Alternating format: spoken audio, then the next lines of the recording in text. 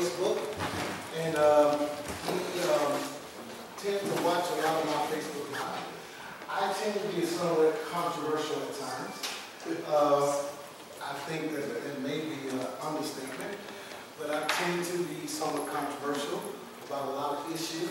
My thing is, I've always been the kind of person that likes to stand outside of an issue and examine it from all parameters and then form an opinion. You know, you may come to me and tell me what your opinion is, but before I accept your opinion, I'm going to look at it from all dynamics. I'm going to do my little research, and then I'm going to tell you what I believe I think that means and all that. And I try to do it in such a practical way. I heard the bishop the other night talk about his definition of theology. And you know, one of the things when you study theology, they call it practical theology. And you know, I just like making theology practical. That's it. That's just a simple thing. That's my simple definition of practical theology. Just give me something that makes it practical so that you can take that little bit that I gave you and you can be able to take it back home and make it work. Make it work. The difference between what we call orthodoxy, which is right belief, and orthopraxy, which is right practice. Because you can't have right belief and not have right practice. That's right. And that's one of the issues in the church today, that we got a lot of people with the right beliefs, but they don't have the right practice. Am I talking here already? Yeah. And so that's, I think, part of my assignment as we look at these particular things today as relates to excellence, integrity, and failure of the bishop in the 21st century. I cannot remember exactly what I was saying on Facebook that particular day, but I do know that in the midst of me talking about excellence in the bishopric and a few other things that relates to that, Archbishop was listening, and he was commenting. And when I got through, I had almost forgot he had my phone number. He gave me a call. And I'm on the road driving from Atlanta all the way to Tulsa, Oklahoma. A long ride. That's a long ride, saints. A long ride. And so me and Archbishop talking, I think, all the way through Alabama. That's about 3 hours. We did talk 3 hours. It may not be exactly long, but something like that. It was a long time. We talked, and he wanted me to come here to actually present on those particular things that I talked about on that particular video. But just gives you a little something of how I got here today. And I'm happy to be here, excited to be here. As you know, my name is Thomas Henry. I'm a junior, named after my father. I come from a long generation of believers in Jesus Christ. My dad is a preacher. My granddad on my mom's side is a preacher. My great-granddaddy on my mom's side is a preacher. And on my dad's side, on my mom's side, on my dad's side, my dad's a preacher, and my granddad is a deacon in the church. God bless his soul. He went on to be with the Lord about a month ago. So God has blessed us richly. I have 3 beautiful kids from one woman. One woman. You know, sometimes we were married and all that. We went, and divorce was not my thing. I didn't want a divorce. You know, but you can't stop people doing wrong. They're going to do wrong. You know, sometimes we try, but we can't. You know, but you know, she decided she wanted to go her own way, but I stayed faithful to Jesus. Amen.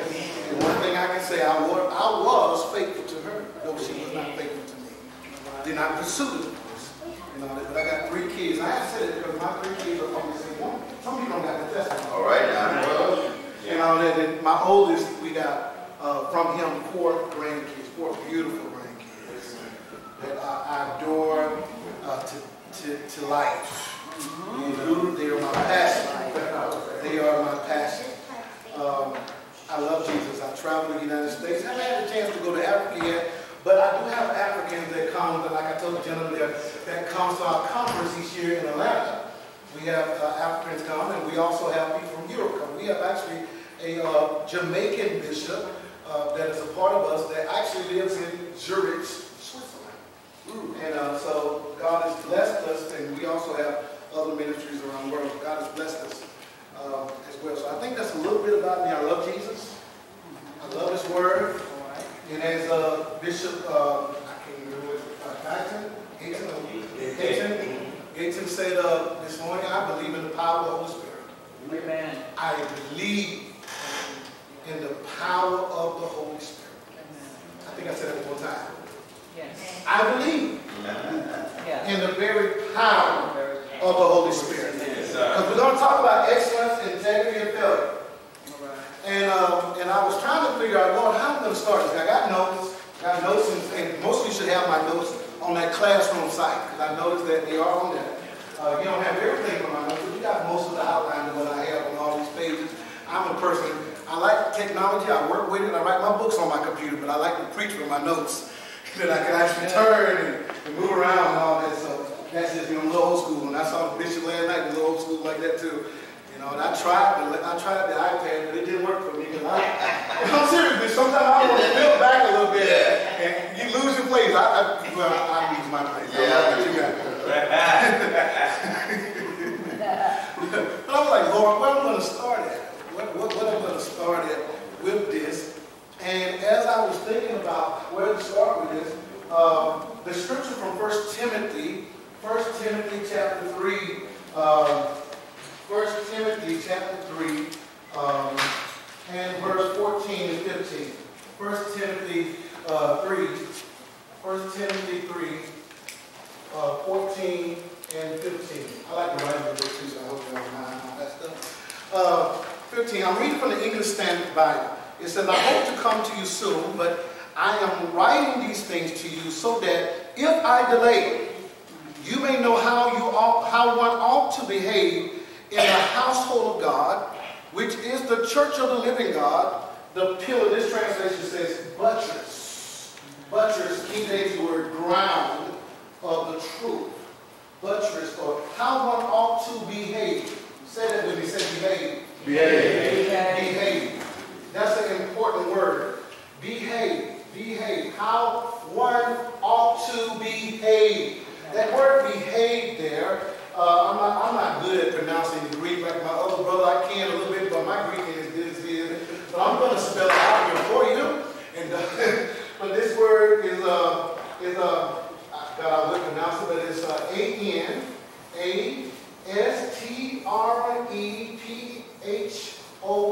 the line of it. This word there means to conduct oneself, to behave oneself. It deals with characteristic traits. How your mannerisms, how you carry yourself. He said, I've left you instructions, Timothy, so that you may know how to carry, conduct, behave yourself. Watch this. He says, King James said, in the house of God. House of God. That's King James. House of God. The ESV says household. The word household there is O-I-K-O-S. O-I-K-O-S. It literally means the family or place. No, it's not only this right here. Because most of the time we think church, we think the place. And that's one of the meanings of this. That is one of the meanings. The place. But it goes beyond that. It's not only place. It's not only place. Well, watch this. It's also house, and watch this, is, what's that? Family. The church is what? Family. I mean, hear everybody. Family. Thank you. Church is a what? Family. So he says, I left you instructions so that you'll know how to conduct or behave yourself in the family. Not only place, but family. Because the church is what? Family. It's what? Family. A family. And sometimes we, as a community, we have forgotten that. Because sometimes we get so focused on the place that we forgot that the basic unit of the church is the what? Family. It's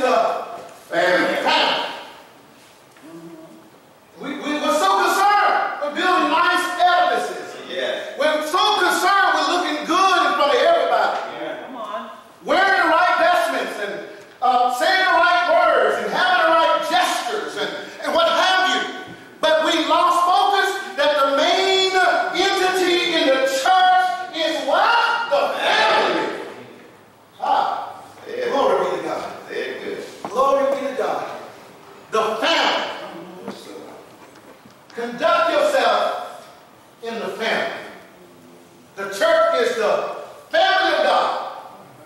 So Timothy, I place you with these instructions in Ephesus.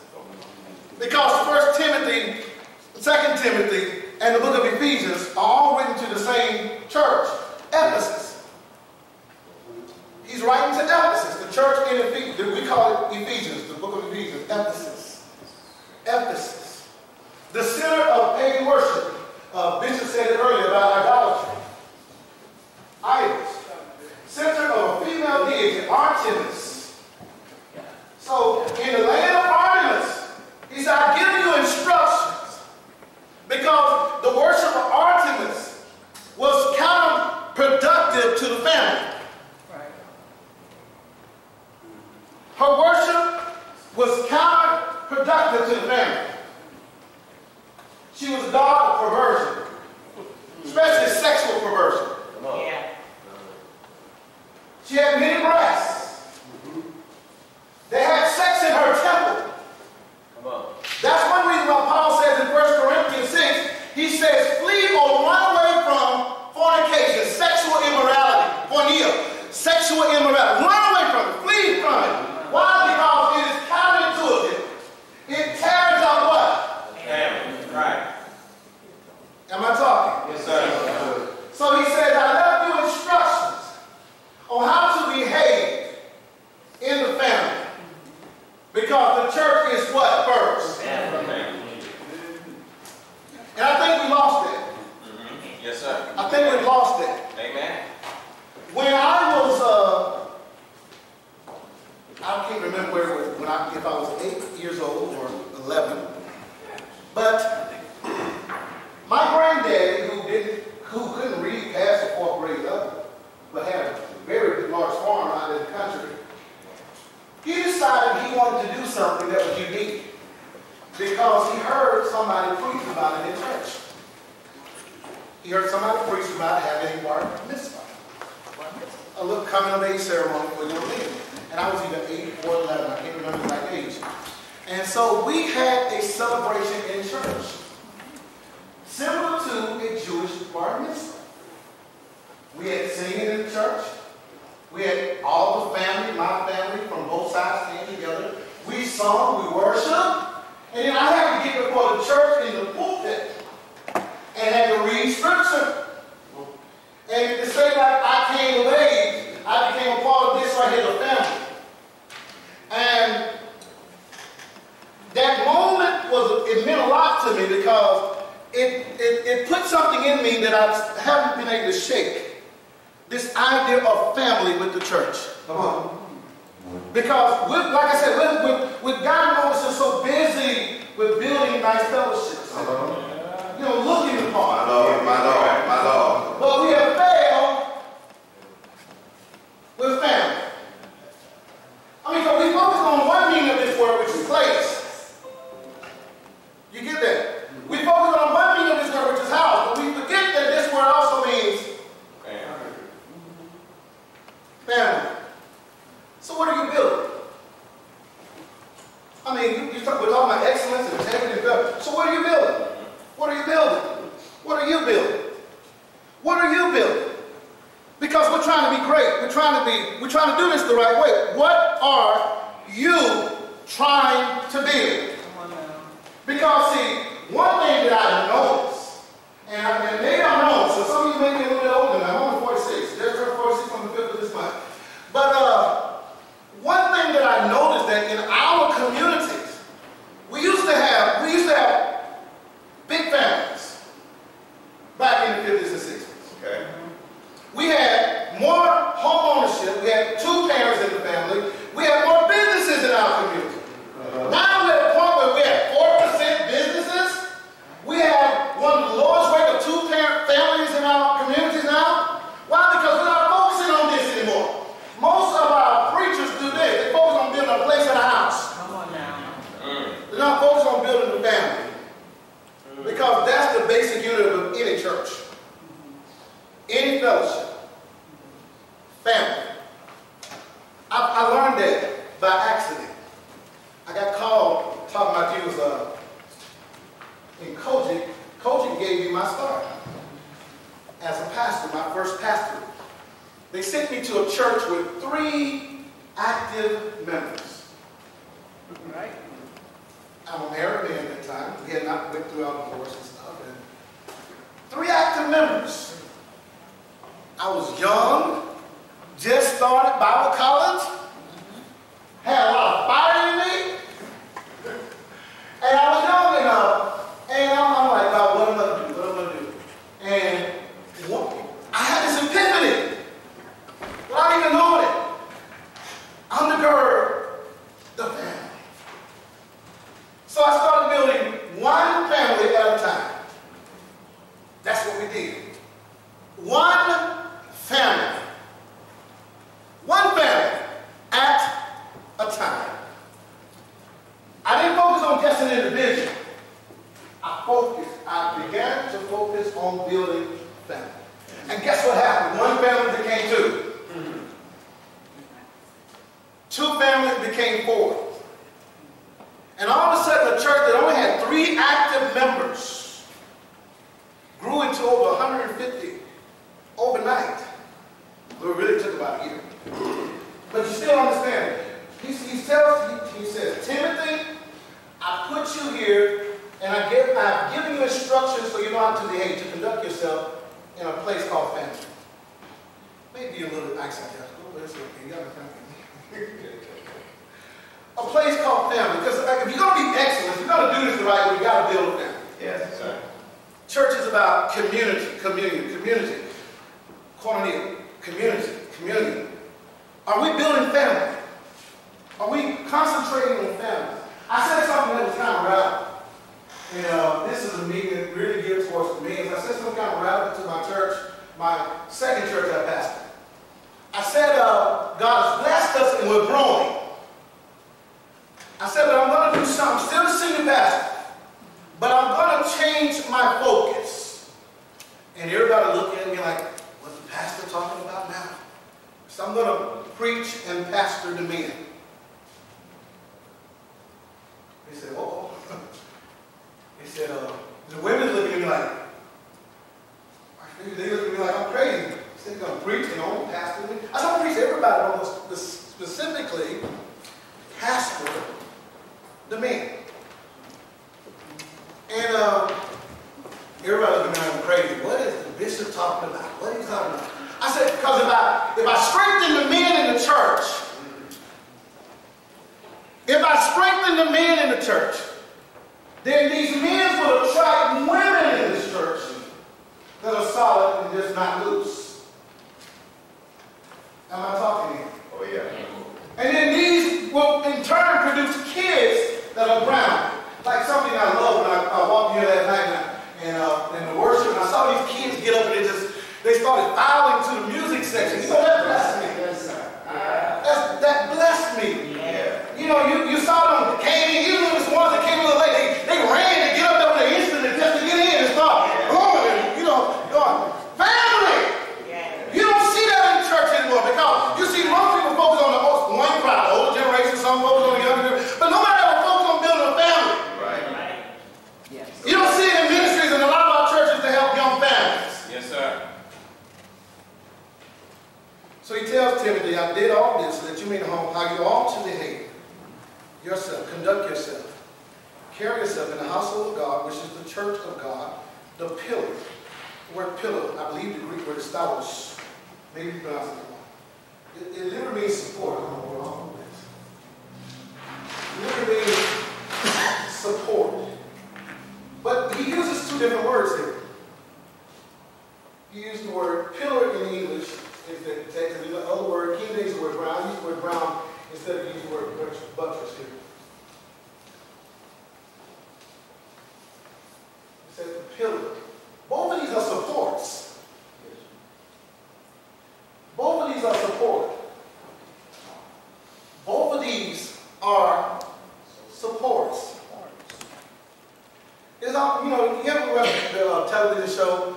It says love and marriage, I can't remember, actually back in the 80s, love and marriage, can't have one without the other, the theme song, love and marriage, don't get everybody go on and marriage. This, I say to you, brother, can't have one without the other. These are two different types of pillars. Two different types of support, excuse me. Supports. We're trying to be excellent, but we don't have any supports. We have no foundation. And then someone with the right foundation are not building the right things on that foundation. Come on, help us. Am I talking? Yeah. In our community, we like the correct foundation at the time. And then we have the right foundation, we don't have the right supports, the right pillars, the right thing. I'll be a little creative. Y'all don't mind doing this. Can I equate this, and I make it illustrative, but can I equate the ground, the foundation to our doctrines and our beliefs? Go ahead. Can I equate this to the people that actually teach that? Am I good? Maybe a little creative, but what I'm saying is we don't have the right people in place in our places with the right teaching. Speak it. Yes, sir. Come on, speak. They don't have the right foundation. Yeah. You know, my background is, I smiled a few times when you mentioned the reform school you go to, because my background is strongly Calvinistic because of my mother's side of the family. My mother, her family is strongly Calvinistic. What they call, in the deep south, we call it hard shell Baptists. You know, hard shell. They call it primitive Baptists. Yeah. Primitive Baptists. Deep south, they say hard shell Baptists. They believe in predestination. Yeah. Perseverance of the saints. You know, the sovereignty of God. All those good topics. My other background with theology is also Wesleyan Methodist. Because my dad was a Sunday school teacher. Somebody mentioned Sunday school today, early day, in the African Methodist Episcopal Church, the Church of Allen, Richard Allen. So I have a strong Methodist background. The Methodist background actually did not give me any doctrinal formation. It really gave me my liturgical and worship type formation. And then my other background comes from the Pentecostal church. The Pentecostal church, actually I got 4 different backgrounds. The Pentecostal church, because of the Pentecostal holiness movement, I think it was when I was a kid. I think the year was 1978 or 1979, somewhere around there. We was at home. We was at home doing what we normally do on Sunday morning. We weren't in the Methodist church or the Primitive Baptist church. We was at home watching TV together as a family. Somebody comes and knocks on the door. Yeah. And when he knocks on the door, this preacher and his wife shows up and invited us to come to church. And when he invited us to come to church, you know, like I remember a lot of that because that church made a big impact on me. You know why the church made an impact on me? Because when we got to that church that Sunday morning, my mom had rheumatoid arthritis. It was debilitating. I mean, literally, hands was all messed up and all that. He couldn't see us. That church had pews going to bed. I mean, it was longer than this church. We're like the second or third seat from the back on this side of the church. Preacher standing behind me right here on that side of the church. This big lady, I mean, she was big. She was real big. Standing there. This lady was up there. And I know if I couldn't see him, I know he couldn't see my mom, because my mom was shorter than me now. And my mom, he says, lady, you're in the back. He described what my mom was wearing. He told her to stand up. And he said, ma'am, could you just lift your hands? The next thing I saw was this woman who could never lift her hand higher than this. Hands were going up and things were just popping. I saw fingers straight out. Glory to God. Glory to God. Glory to God. Glory to God. And so that changed me forever. Yeah.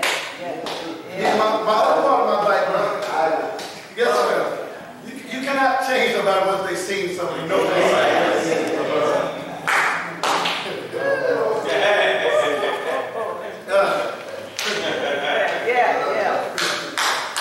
So I have a foundation.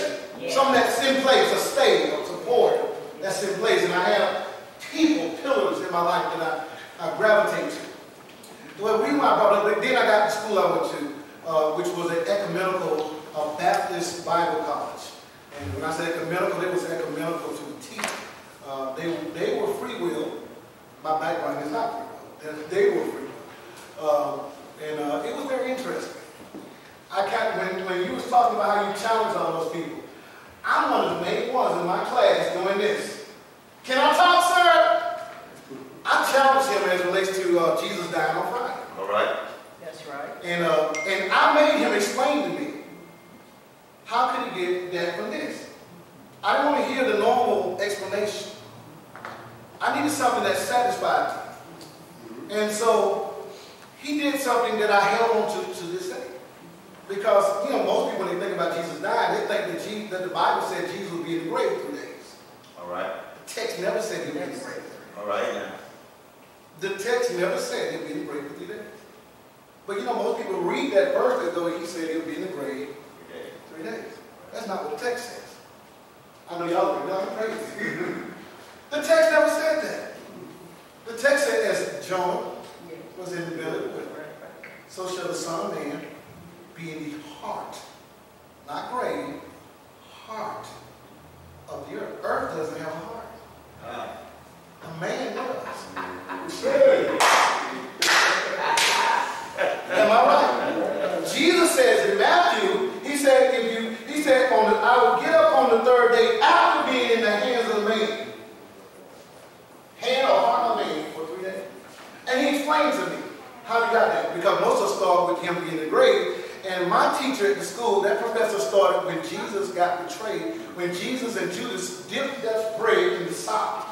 He said, you start counting right then. And I'm like, light came on.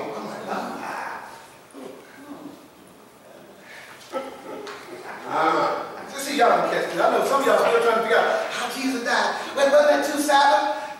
The Bible tells you that too. The Bible tells you that Saturday, which was the 15th of Nisan, was also the high Sabbath.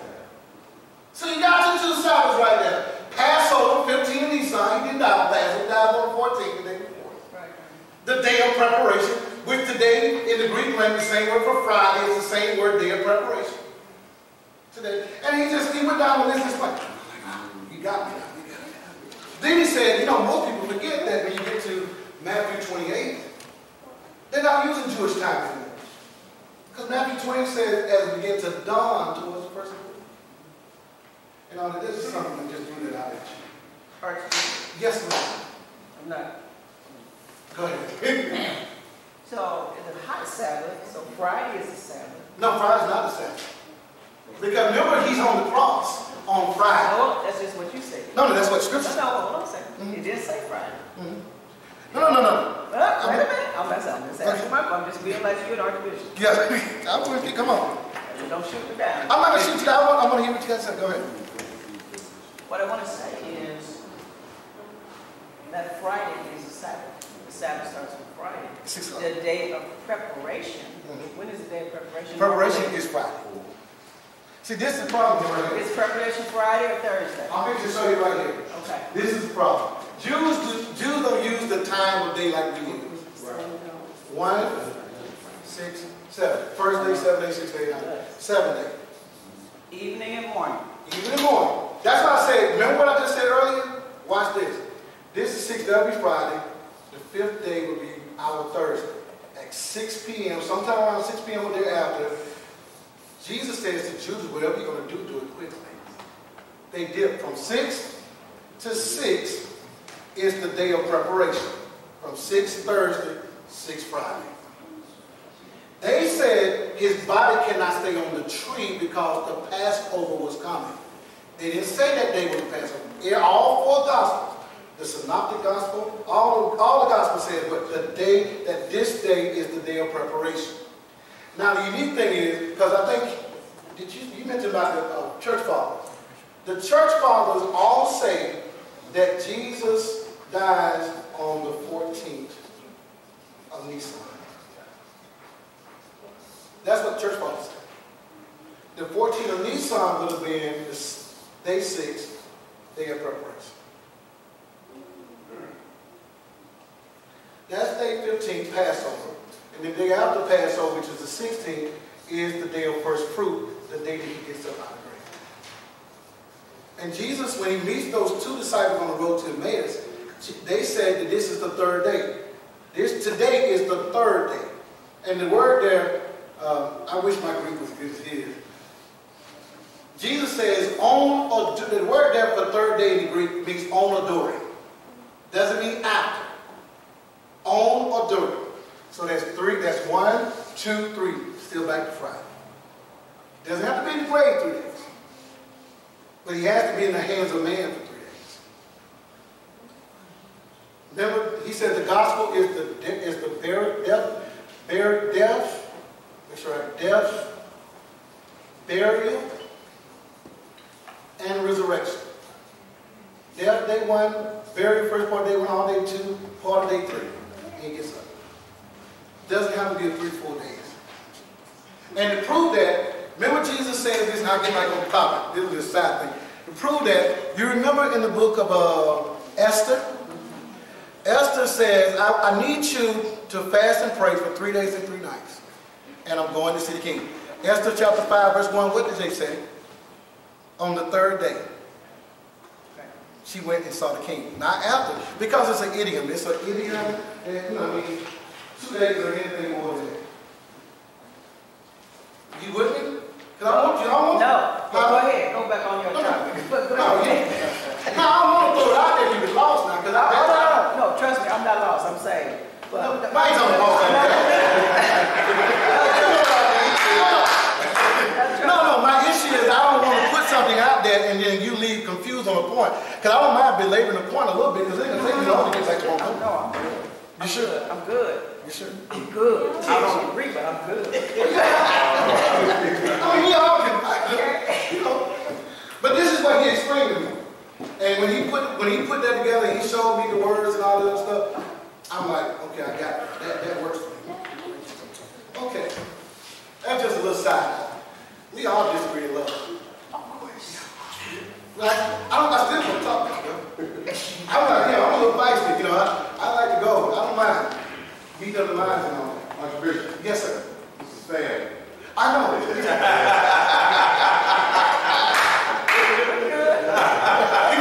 I say this, I'm very wrong. Because the thing is, most of us think, because that's what I was thinking, he had to be in the grave for 3 days. And he never said he had to be in the grave for 3 days. That's the biggest issue. But let's move on. The word excellence, because I got a few things I want to talk about with excellence. The word excellent is defined as the quality of being outstanding or extremely good. Outstanding or extremely good. I put down here, I'm not sure it was in your notes, but it says, if something is worth doing, it is worth doing well. The Apostle Paul, I quote him in Colossians 3:17 says, whatsoever you do or say, do it as a representative of the Lord Jesus Christ, giving thanks through him to God the Father. If we're going to represent God, we should do things well for his glory. Well. Somebody say well. Well. We got to do it well. Do it well. I mean, like I said, because we're trying to build a family. We're trying to build a community. And we got to do it the right way. So if you're going to do it the right way, you got to make sure that you yourself are prepared to do it the right way. All right. You need people. You need people in your life that can help you build what you're trying to build. That's right. You need people. Amen. Let me say it one more time. You need people. Yes. You need to find somebody that is trying to do what you're trying to do. Not only find somebody that's trying to do what you're trying to do, but find somebody that's trying to do what you're trying to do and they're doing it well. Yeah. So that you can copy them and emulate them and use them as an example. Right. Because you know what happened when I started pastoring back in 2000? I wanted to be like the big mega church. I wanted to be like the big mega church. You know, maybe you didn't have those kind of aspirations.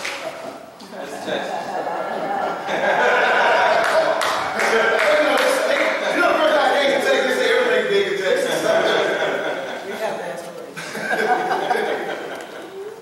And I wanted to be like the big mega church. I wanted to, but I realized I wasn't prepared for that yet. And so what I did was, I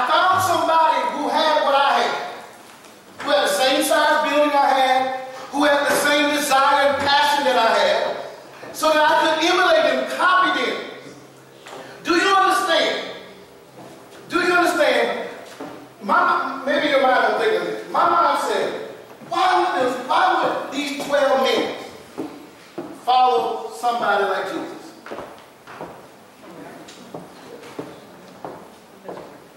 Have you ever thought about that? Why would some fishermen, a tax collector, and all these other guys follow somebody like Jesus? You know he could have just walked up to them and said, come follow me, and just follow me. Come on. And I always wondered, what was the conversation that preceded what we see in Scripture? What was the scenario that played out that caught their attention that says, hey, when he said follow me, gave me an invitation, I want to follow him. What happened? Something. And I'm like, okay. And why do you bring this up? I'm bringing it up because when I started pastoring, I'm like, God, I'm out here, I have no examples. I have no examples, I have no one to follow. And all of a sudden, I started looking for pillars in the church, people in the church that was trying to do what I was trying to do. Because I realized in my own denomination, all they really want more, but in my area of my denomination, a lot of them were more concerned about dancing and bucking. But they wasn't really concerned about teaching and raising up a church. And I'm like, God, help me find somebody. And you know what happened, Bishop? God began to bring me around some people from different backgrounds that was doing what I wanted to do. And they took me under their wings. And they began to show me things that I needed to do that would change the ministry. And they challenged me to think outside of the box. They challenged me not just to be a normal Pentecostal church where people run around, fall down, and you go home because you're sweat tired and holler and jump. You know, maybe you haven't been there, but you can sing Jesus on the main house. What was the song you sing all the time? I'm calling and response song. Yeah. You know, what's the thing that you said so many times that you go into a trance? Well, y'all don't tell the truth. Don't tell the truth. You can sing the call and response song so long until you really sing yourself into a trance. Yeah. Into a fit. And all that stuff that we were doing with the Holy Ghost all the time. Well, I know y'all. Come on now. I'm serious. And when we leave the church, we leave empty still. Yeah. We leave, our people leave empty. Yeah. Oh, we had the church, what did the preacher say? Yeah. And so I had these people that God connected me with from different backgrounds. I had people from Presbyterian churches, people from Baptist churches, people from different walks of life that came along that helped me brought all these things together. Right. That's what he said. So if I'm going to do it well, I need to find somebody else that's doing what I'm trying to do. But you know what we do? We look at the Jakes and we try to emulate Jakes. And Jakes is all right in his own spirit. But Jakes ain't got what you have. Come on, man. He's not in the country with a small church like you.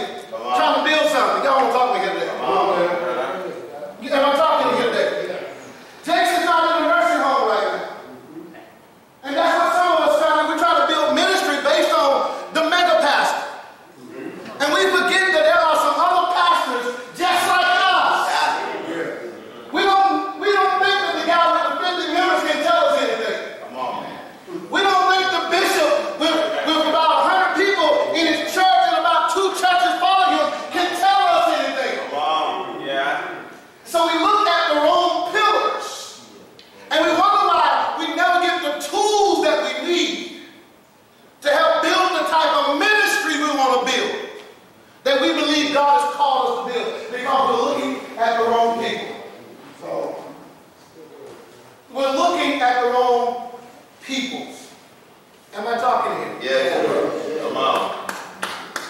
You'll never be where God wants you to be, always trying to emulate the mega pastor when that's not where you're at right now. You're not there right now. Find somebody that's on your level. Because that's really where excellence starts at. Come on, man. It starts with finding somebody that's where you're at right now, or either been where you're at right now. And you piggyback on them.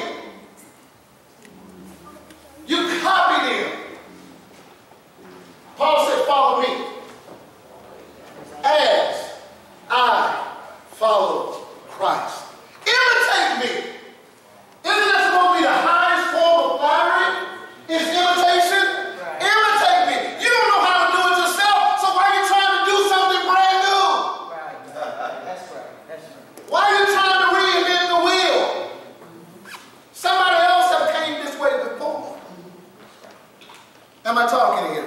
Yeah. Yes. Somebody else have rode this same road before. They know where the potholes are. Right. They know where the certain turns in the streets are. Am I talking here? Amen. So find some pillars in your community, some people in your church community that are doing what you're trying to do. And have an ear to hear. And have a heart to understand. So that you can receive what they have. Because I realized, I told you about accident, the church went from 3 members to 100 some people. And by accident, just because I was following somebody, I stumbled over on something. All right now. You follow me? I stumbled into something. I found out, brother, that, I love hooping. But I found out that, if I was going to keep people in my church, I had to teach them also. Come on now. I found out I had to teach them also. Because one of the things the Bible said about a bishop, and I think that's a part of the problem in a lot of our black churches that teach about bishops and all that, is that we forget what the bishop is. Because we only think of bishop in the sense of episcopate, overseer, office of overseer. But, what am I thinking? Let's see. Can I share something real quick and I get back on point? Yeah. You ever notice something about the Bible when it talks about the pastor? The word pastor, like we use it, appointment, is in the New Testament, if I'm not mistaken, is only found twice. Twice. But you know the verb form is found more? Okay. Appointment is where we get the word pastor, shepherd from. But most people fight over being this without doing the work that this entails. And what messes up a lot of us, especially as bishops, is that we don't know how to be a bishop because we don't understand the office. We think the office, we're so concerned with being a bishop, the ontological part of being a bishop, that we don't know the function of a bishop, the economy of it, the function of it. Am I still with you? Yeah. When you look at the Bible says something in Acts 20:28. And I'm still talking about excellence.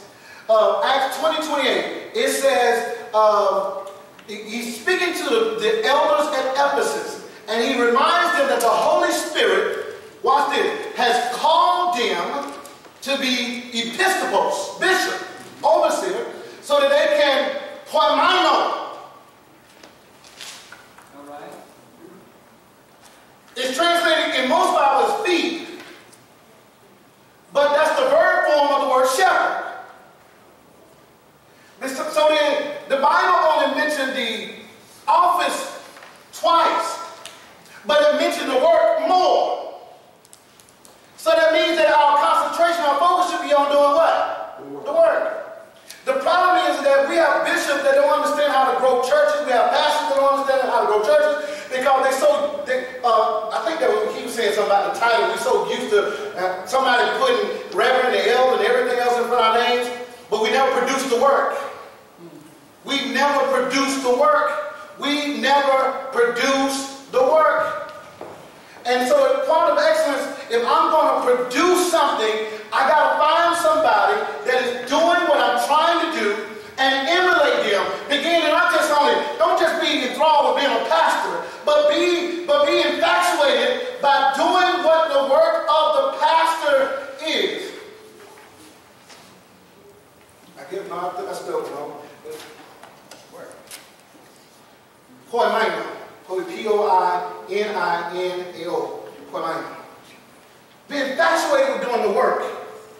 So he literally says, as a bishop, my work is to shepherd the people of God. Part of that shepherding role is to teach. It is to what? Teach. He says to the bishop in the book of Timothy to be able to teach. He never said that as a bishop, brother, you got to be the perfect teacher. Come on. He said just be able to do it. Be willing to do it. Yeah. Most of us, you ever been in churches where they said this, my brother right after, they said, God never called me to do that. You ever heard people say that? God never called me to do that. The Bible answers that. You don't believe me? First, 2 Timothy chapter 4, I think it's verse 5. When he tells the bishop to do the work of an evangelist. Yeah.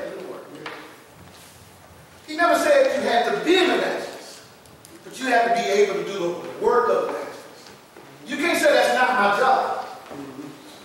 Literally says you cannot say that's not my job. I'm not qualified. I'm not called. But are you a pastor? Then why are you not evangelizing? That's part of your work. You don't have to know how to do it. Just do it. Well, y'all don't believe. Well, I'm going to prove that. I can prove that. Now, look at, let's see, 1, 2, 3. I think it's the third point. It says, don't allow the pursuit of excellence to hold you back. Watch this. And this blessed me. And I shared this phrase with the Congress this year because when I prepared the notes, I said, Lord, I need to share it with my folks. And I shared it. Ecclesiastes 11:4 in the New English translation says, tells us a farmer who waits for perfect weather never plants. That's good. A farmer who waits for perfect weather never plants. If they watch every cloud, they would never harvest. Watch what it says. Like, successful people will many times start new businesses without ever having all the details worked out. That's right.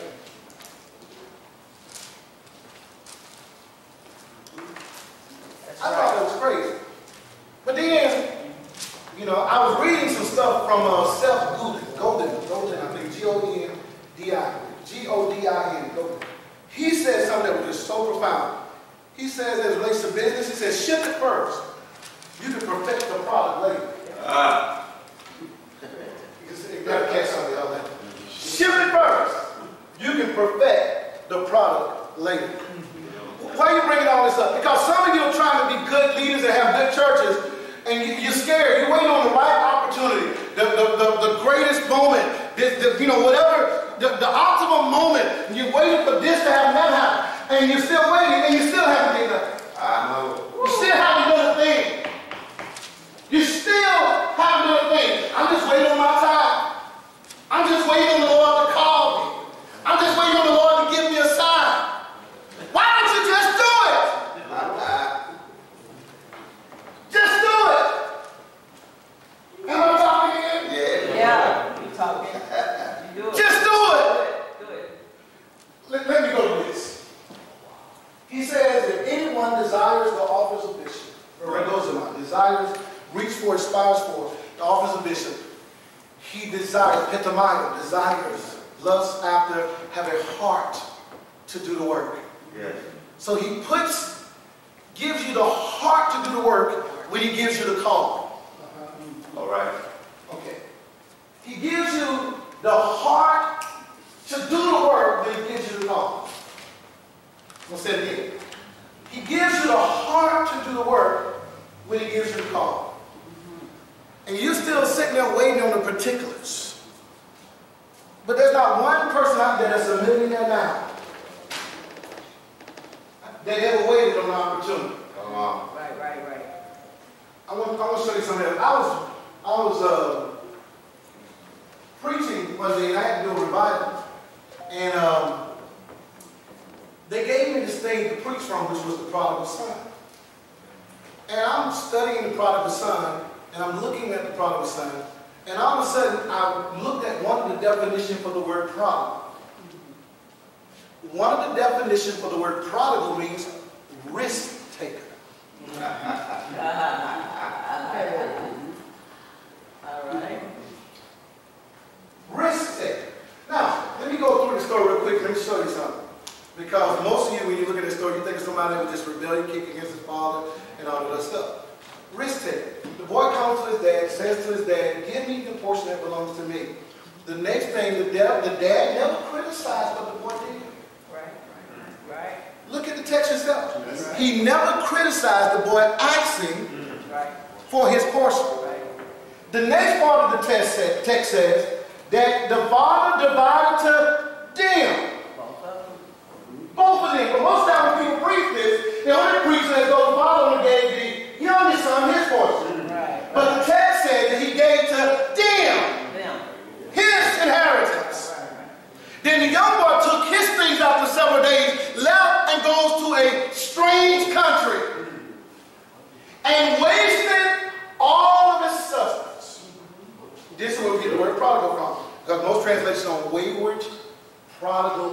living. Riskful living. Riskful living. And the reason why I put the word riskful in there, because when I put the word riskful there, the rest of the text changed. The rest of the text changed.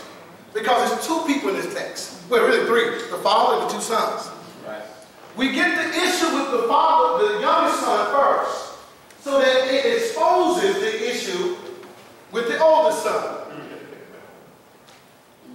We'll never would have seen the issue with the oldest son until the youngest son issue was exposed. All right. Notice the dad never criticized in the text the risk, the boy taking a risk. Because he did something, watch this, that the eldest son didn't want to do. All right. If you read the text, I promise I'll read the text, I'm not outside the text.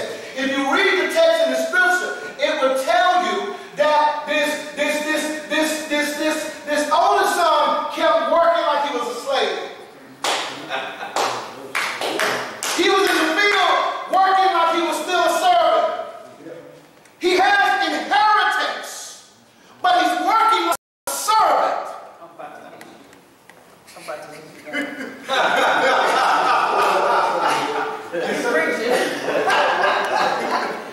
You hear what I'm saying? When I start saying wayward and I start saying riskful, the whole text changed. Come on now. Come on. Because what's trying to be communicated here is that one son took a risk, though he did the wrong risk, at least he took a risk. While everybody else in the church, hallelujah, thank you, Jesus, and doing nothing. Wow. And then this is what we do in the church. We criticize the one that took the risk. While we sit on our behinds and do nothing. While we sit on our behinds and our churches are dying. While we sit on our behinds and our communities are drying up. At least this young boy had the sense to get up and say, I can't do much here. At least let me take a little bit I have. Let me take what my daddy trained me with and try it myself. I hear you.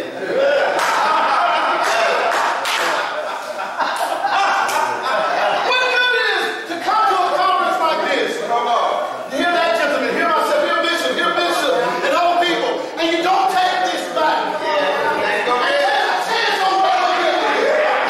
What good is it to travel 6 to 18 hours and don't take what we give you back and take a chance with it? Take it. See, y'all get mad at the little girl that get pregnant out of wedlock. Come on. You get mad. We got to talk again. Come on. You get mad at all these other people that make all these little mistakes. Come on, man. But we learn from failure. Oh, yes. Am I talking? Yes, Talk. sir. Talking. You breathing now. You go, bro. You breathing now, but you stay where you are.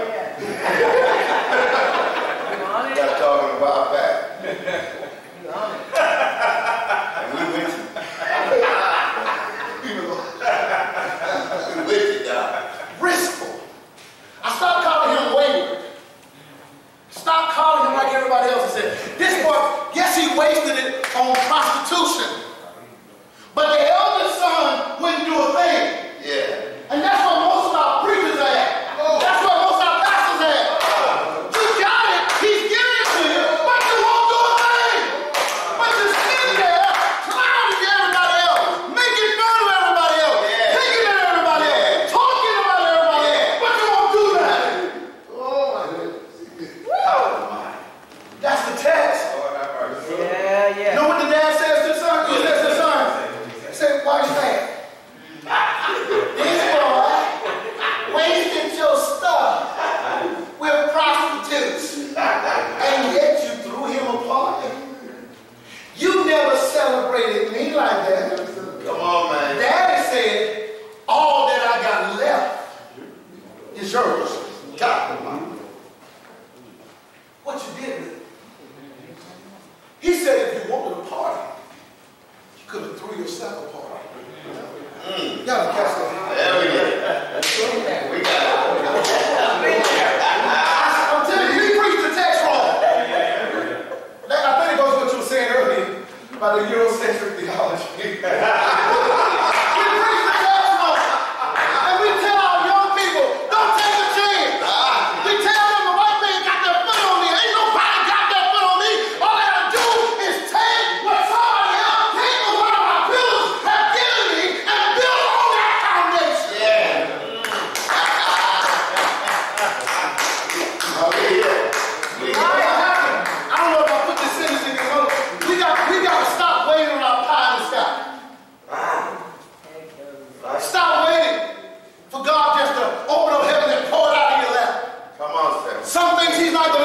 shall you do? Am I talking to you? Yeah. You on it? Good. You on it? You on it? Wayward. But he was trying to communicate. This boy took a risk. The wrong risk. But he took one. Eldest son didn't take any risk. He was like the guy who took his talent. Talent is money. And the word there in the Greek, in that scripture when he talks about money, he said go do trade and do business. We only make this only deal with souls. But he's not dealing with souls in the text. He's dealing with money. He says in the text, he says occupy, trade and do business with money until I come. That's what it says. But when God put the things in our hands, we don't do nothing.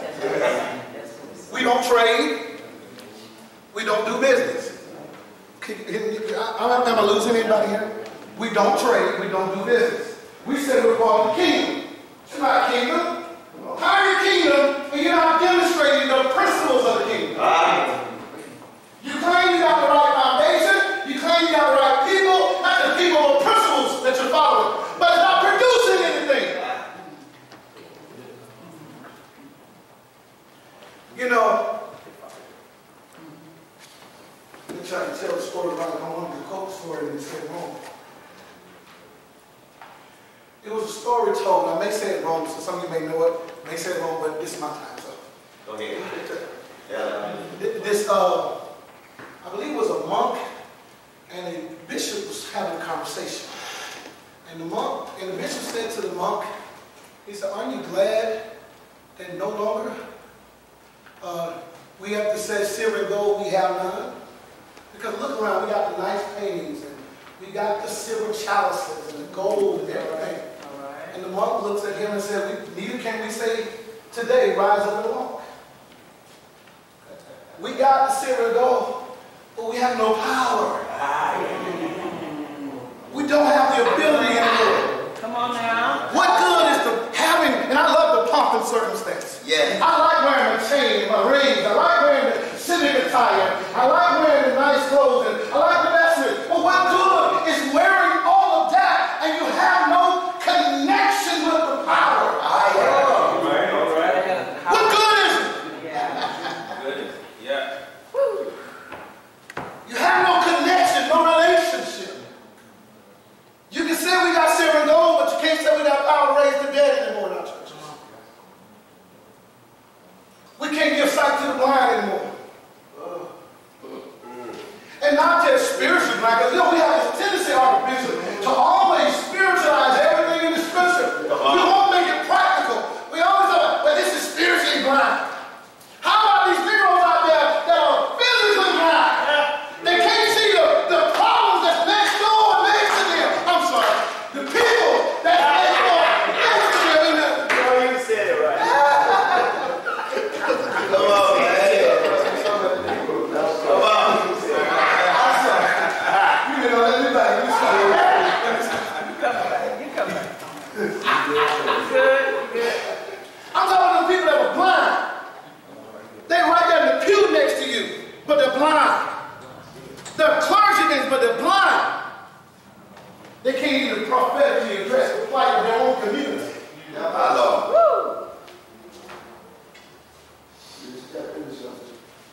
We got too many people that they're sitting there doing nothing.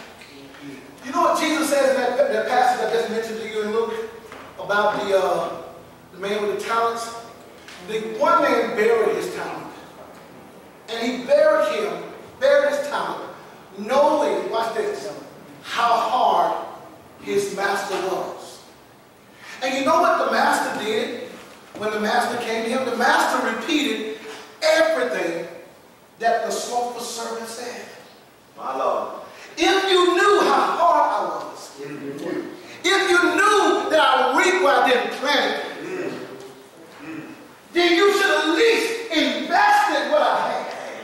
Yeah. Why would God pour the Holy Spirit in you, and you, and you sit there and you do nothing with it? Right. Why would you come here to this family life, this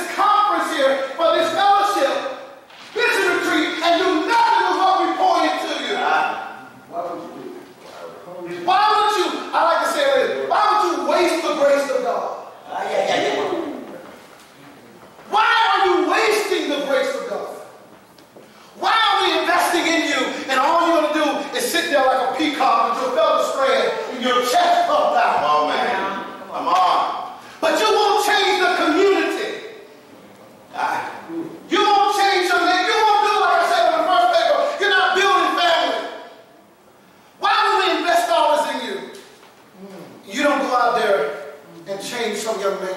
Come on now. I prayed. What time now? I prayed and I was asking God for opportunity to help people in my community. And so this white couple came to me and asked me to do their wedding. He was a supervisor at the place where I worked. And so I agreed to do the wedding, but didn't realize when I agreed to do the wedding that everybody, because it was on Halloween night, people were going to be in costume. Wow. And when I get there, All right. people dress all kinds of ways. And so the young man I'm marrying said, I see you brought costume too. Because I brought my cassock, black cassock, my white surplice, and my tippet. So he said, I guess you get to look like a priest tonight. Watch this now. I could have refused it, but I almost refused it because, some of us we get so saved, we can't participate in things. Come on, man. Because it was, when I tell you, it was in full costume. Everybody, even the bride and the groom, he was dressed like Fred Flintstone. He looked every bit of Fred Flintstone. Oh my goodness. His wife was dressed like a witch. And she really looked like one too. And I'm like, God, what in the world am I going to do? And I just hear this voice said, you're wedding. So I did the wedding. I did the wedding. And guess what came out of it? I got a chance to meet the chief judge of the Superior Court. Okay, you got it. I got it. Come on. I got a chance to meet the mayor of the city. And formed a relationship with the mayor of the city. And the chief, notice I said chief judge of the Superior Court of Doherty County. Yeah. Which opened up an opportunity for me to help our young black brothers. Oh, my goodness. But what if I just said, like some of us, I'm not taking these risks. I'm just going to bury my time because God never wants me. Your story today reminded me, so I don't know if the story is true, but the story is a story told about a revival that happened in Wells Union. And your story this morning about going to the club thing reminded me of this guy. And I don't know, like I said, I don't know if the story is true, but I do know that England has had several different revivals that happen in different pockets. Huh? I'm not sure, I can't tell you the name of it, but I know this parson was minding his own business, and he heard the voice of God say, go to the local pub, somewhere in Wales. And he went. This is like in the 1817, 1800s, or maybe before then. And the guy went. And he said, when he got there, he said God told him to dance with the young lady that come to him to say dance. The young lady came over and asked him to dance. He said, I don't dance. He said he heard the voice of God say, dance with the young lady. And then the story continues goes that he said, well, I'm going to dance with you because God said, but before I dance with you, I pray. And so he's holding the lady's hand and he's praying. And like I said, I don't know if it's true or not, but this is what I heard it was the beginning of one of the revivals as well. And so as he's holding the lady's hand and praying, all of a sudden, he, just like that, he opened his eyes. He wasn't watching me praying, he was a little close. And he looks and the girl is on the floor. And he hears the voice of God say, keep on praying. And as he kept on praying, in England in those days, they didn't have music like we do. We didn't have the phonograph and all that stuff. Back then in those days. So the band and all the instruments just flopped to the floor and everybody crashed. And he kept on praying until the whole club just went out. And they said for a while in England, all this stuff shut down, even in Wales, all this stuff shut down and revival broke out. What if God tells you to do something that's crazy? Yeah. What if God tells you to do something that's out of your norm? Yeah. Out of your comfort zone?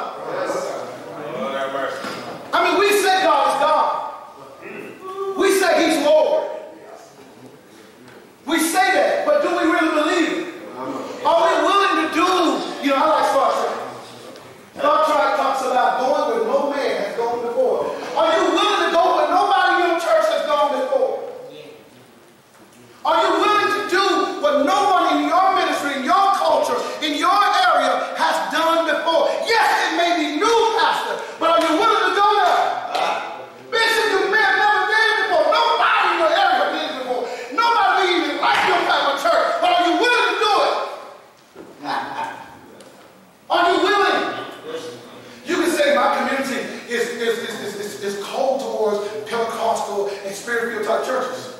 Well, why do you think God put you there? Why do you think he put you there? Do you think he put you there just to he said, do we light a candle? That's the King James. Do we light a candle and do we place it on a bushel? No. How can it give light when it's hidden? If God put you in that community, he put you in that community for a reason. But you know what our excuse has always been? Our excuse has been this. It's so tight. Holiness is so tight. Nobody want to live holy. No one wants to live holy. But I was listening to my brother earlier on another presentation. He said something. It is said that before Christianity, there was very few cases of where people were just naturally good, altruistic, naturally. Christianity increased goodness throughout Europe. They found out with the advent of Christianity, they discovered that mankind, Christian people, were more altruistic than anybody else, any other culture, any other people. If God placed you there, he placed you there for a reason. Right. What are you doing with it? Are you like that young man who's burying his talent? Or you like the little boy in the story that everybody called prodigal, but at least he took a chance? Is there anybody here willing to take a chance? Yes. Yes. You don't need much. You just need the ability to get up and say, I'm going to do it. One of my favorite stories. One of my favorite stories is an elementary school story. The little engine that could. One of my favorite stories is the little engine that could. This little engine would try to go up the hill, but couldn't get up the hill. So every time he tried, he kept saying, I think I can. I think I can. He didn't sit down. He could have sat down and said, everything is against me. Yes. Right. He could have just said, I'll try another hill that's a little bit lower and a little bit even. Something that my engine is able to use to get across. But he kept saying, I think I can. He went against all odds. Yes. And he kept on until he made it across that hill he could never get across. Who am I talking to today? Come on, sir.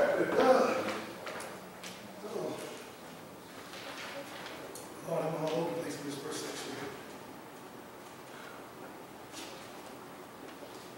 Let me hit something else, and then we'll go to the second part here. Anybody got any questions on anything I've said so far?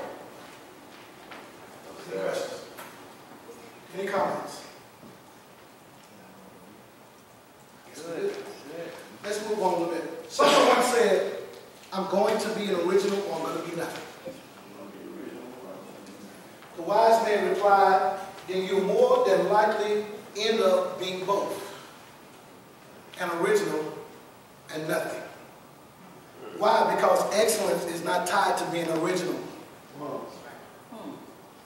Excellence is not tied to being original. You know, you got a lot of millennials out there that are preachers who said, I'm going to do it better than you did in your generation. I got what you don't have. I'm going to do it this way. This is how God showed me how to do ministry. I'm going to do it this way. And they flop. Now, other bishops, older guys, younger ladies, older ladies who do the same thing. I'm going to do it this way. I believe this is how God. And then for 20 years, we have a church with just 2 or 3 members. All right. I know y'all seen it. If I know we see it in Georgia, it cannot be just only, something that's only for Georgia. But you've seen it. Why? Because what happened is we got too many people trying to be an original, and they forget that there's only one original. Come on.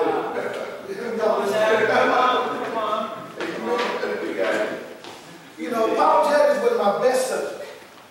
You know, because they put me to sleep. I'm a little, what they call it, I got ADD, but I don't know if y'all can tell it, but I have that.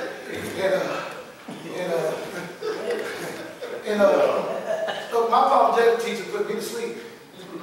But one of the things I do remember from reading Geisler is that God is, as the bishop said earlier, God is the first cause. He is the original. Okay, y'all can catch that. God is the original. Everything originates with Him. In Him we live. In Him we move. In Him we have our being. God is the original.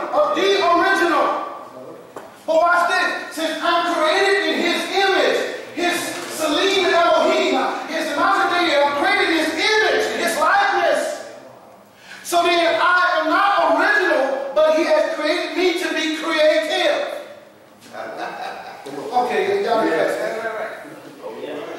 He has made me to be creative. What the scripture says in Psalm, we are His people and the sheep of His pasture. He has created us, and not we ourselves. So I'm His creation.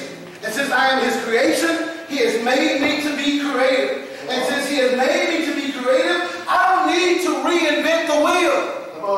This goes back to something I said about 30 minutes ago. Find somebody, find a pillar. Find a pillar that's doing what I'm trying to do. I don't need to be the first call, the first one. You know, I can be the first one that graduated my family from college. Nothing wrong with that. But I'm talking about building ministry. Why you got to be different from everybody else? Find somebody that's doing what you did and do what they did. Follow their example. Am I talking to you? Yeah. Follow their example. Follow me as I follow Christ. Imitate me. That's literally what Paul is saying. Paul says, imitate me. Imitate me. Do what I'm doing. Follow my footsteps. When they had, I think it's in the book of Joshua, when they was coming into the promised land and they were getting ready to cross the Jordan. The Jordan at that time was at a normal flood stage. It was just waters everywhere. And God tells the priest to put the staves in the ark and to carry the ark on their shoulders. And God tells the people to follow the ark. Follow the ark. He tells the priest to take the ark into the middle of a river that is at an extreme stage of being flooded. It's not normal flood. This is extreme flood, crazy flood. God says, walk out there. Now that's crazy. He tells them to do something that they know if they mess up, that it could cost their life. Yeah. But God said, walk out there into the middle of this. And then God said something else. God said, I need you to put some distance. Watch this. He said, put some distance between you and the ark. And you know what he says next? Because you have not been this way before. Find somebody you can look at, because you haven't done this before. You haven't done this before. So don't act like you got it all together. Don't act like that you know how to dot every I, you know how to cross every T. Stop acting like you got it together and then say, I'm an empty vessel before full fountain. Right. That's right.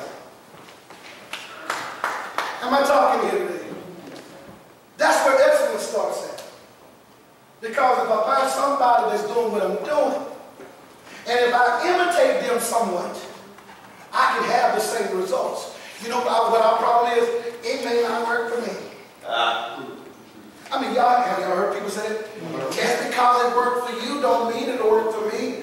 Then find somebody that if you imitate what they do, it'll produce the same results that they got. Yes, sir. So if following Bishop, let me just call you Bishop A, I don't know your name. Bishop A doesn't get you any results, come to Bishop B.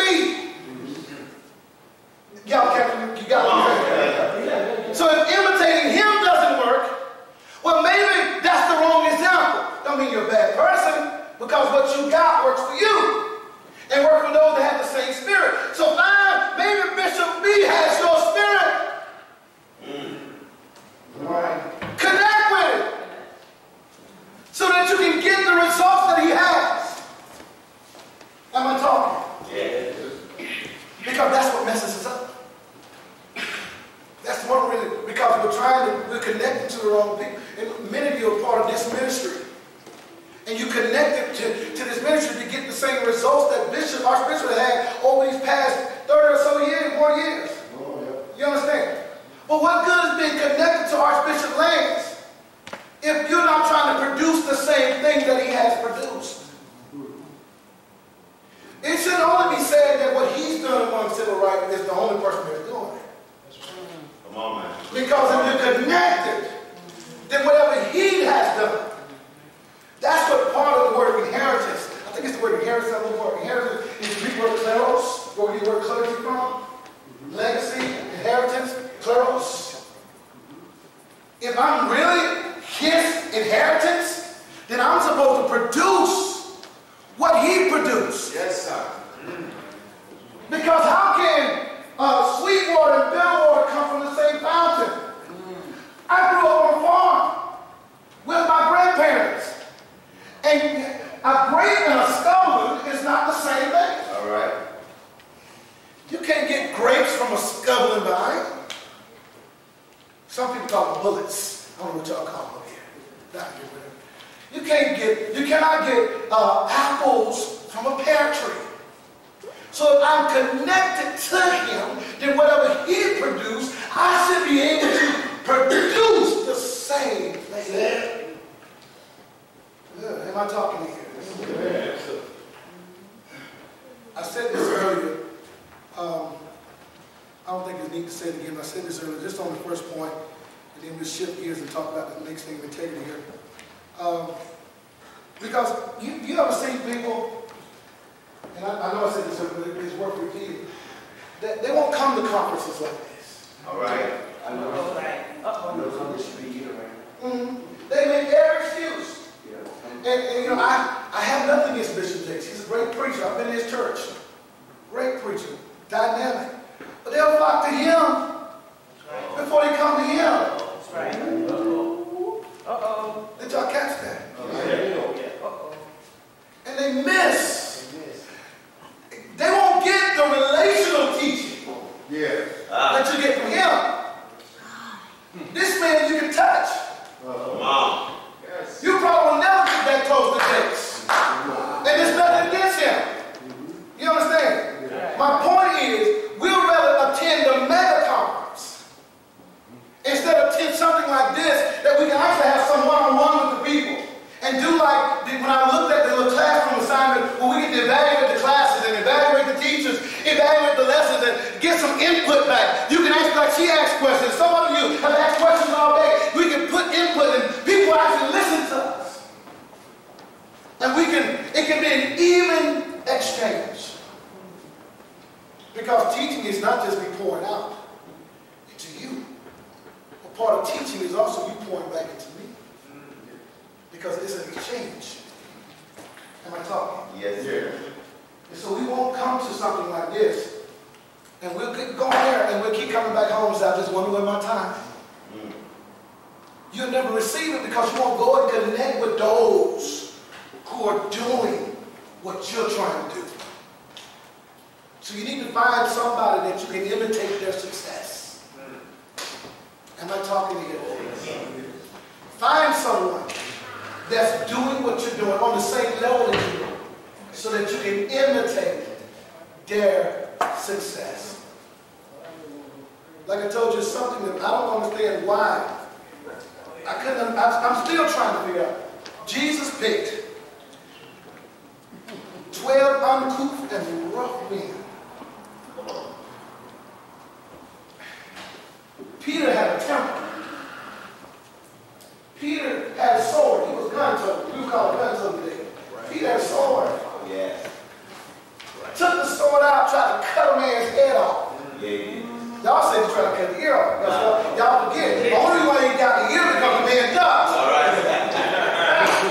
He was trying to cut the man's head off.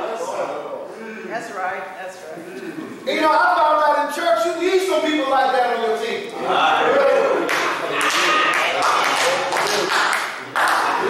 Yes, sir. Some of you don't like Judas, but sometimes you try to get rid of your Judas instead of your Judas will kill himself. You didn't catch that? Your Judas will kill himself. Yeah.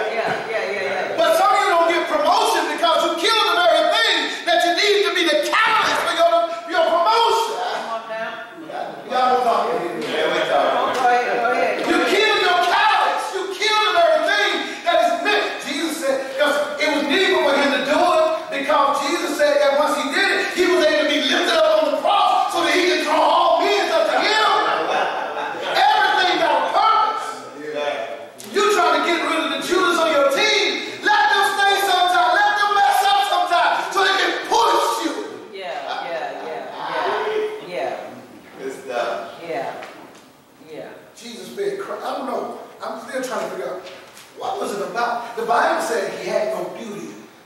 You know, we see this little lily white Jesus with the blue eyes and skin looking and all that. The Bible says he wasn't handsome, he wasn't beautiful. All right now.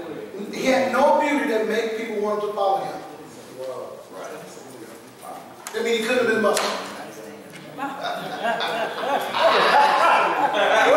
got a little muscular Jesus, black and all that.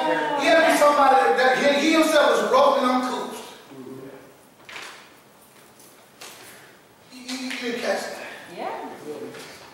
Something about this little uncouth and rough man, this undignified man, made people want to follow him. Yeah. Oh my goodness. Oh my goodness. Come on now. And follow him they did. They followed him till the lion ate them. They followed him until they was quartered. They followed him. Are y'all hearing me? Yeah. They followed him. They became a living testimony to the power of God.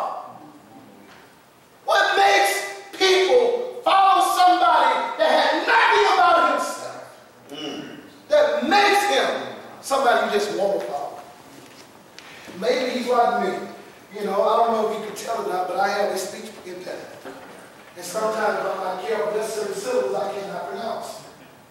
That's one reason why I had so hard time, still have a hard time to read, because there's syllables I cannot pronounce. I have to actually think about what I'm saying in order to pronounce what I'm going to pronounce. That's one reason why you'll see certain syllables I'm stepping over them a little bit, because I have a speech impediment. Most people don't know that.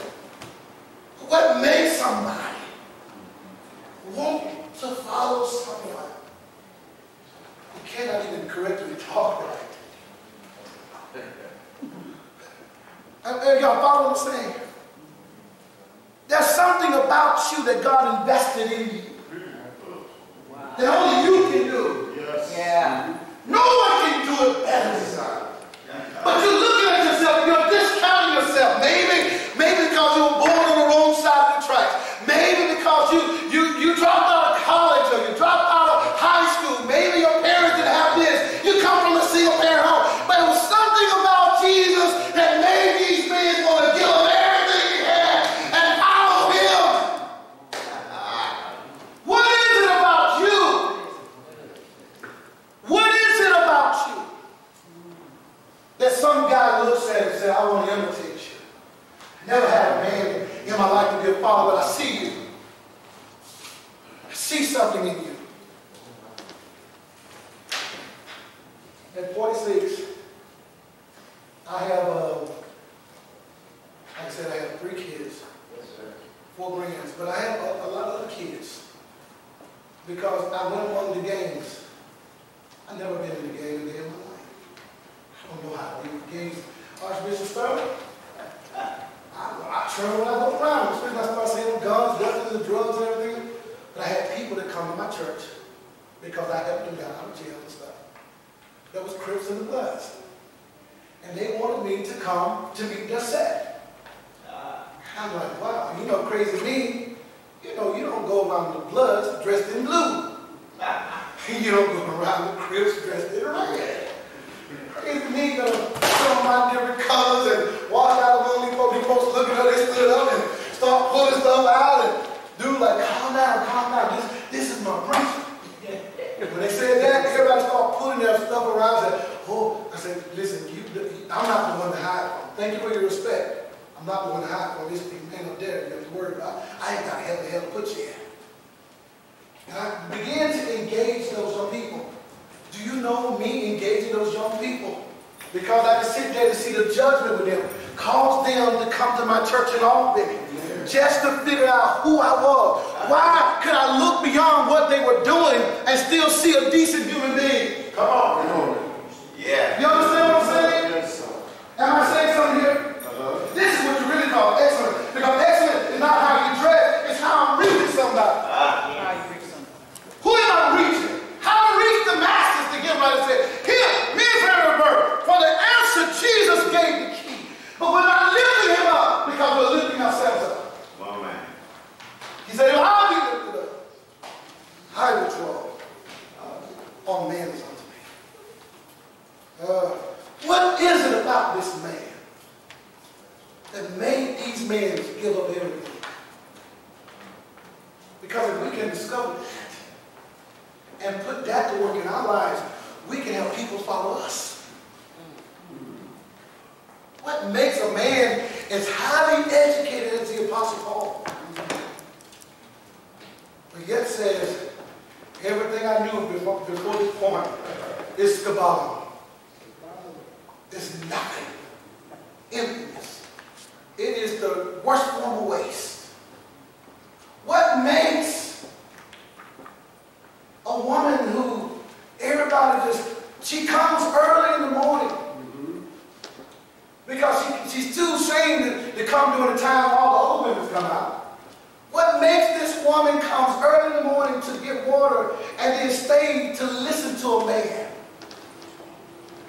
whom she knows she shouldn't have been dealing with because he's a Jew, she's a Samaritan, he's not my neighbor. I'm not his people. But she engaged him, he engages her.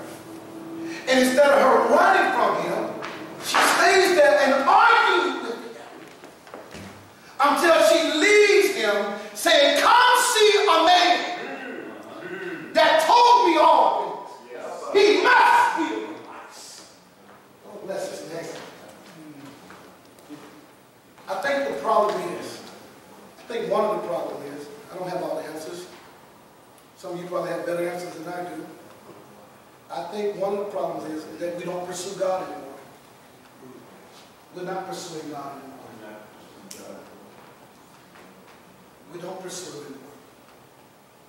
If I ask you something about your spiritual formation right now, could you say that you pray? Not just when you come to church, but do you pray at home? I have a library, like the bishop said. I love to read.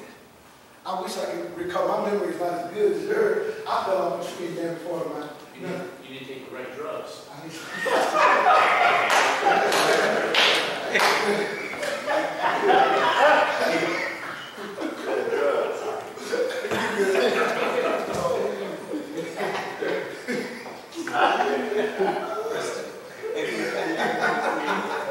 That was good.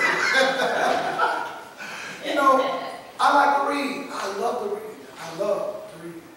You know that, what makes we don't pursue him? We don't. David said early in the morning.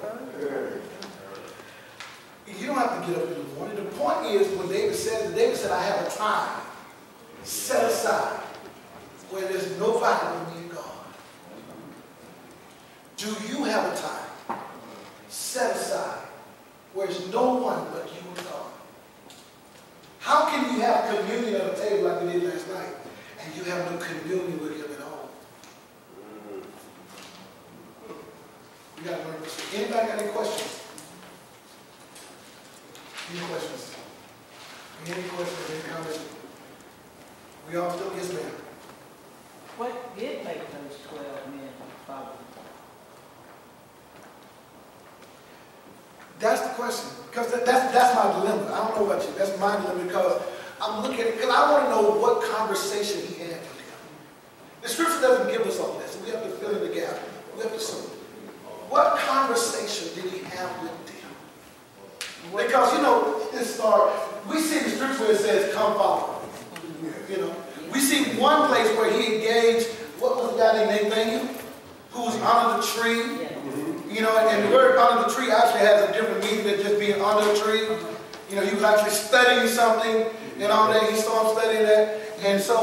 And then because Jesus told him that, he was willing to follow him. It was something about this man. Because Jesus is a revolutionary. Yes, sir. Sure. Thank you. What was in the Lord that made him to follow, the disciples following him? First of all, there's a traditional background, beginning with the Greeks. They would follow their teachers around, students. It was called a peripatetical teacher. They would follow a distance behind them, and the dust from the grove, they'd be close enough they got the dust on them. Then the Jews followed their teachers, peripatetical teachers, and the phrase amongst the Jewish rabbis was, let the dust of the rabbi fall on me. Let me walk close enough to you that your dust falls. Because they believed, their understanding was that a teacher has the authority to make you what he is. And that was the common understanding, is that I want to walk with you because what you are, I want you to make me what you are. And what made Christ was so unique is that he was God come in the flesh, so he had the anointing and the Godheadness about himself at the same time.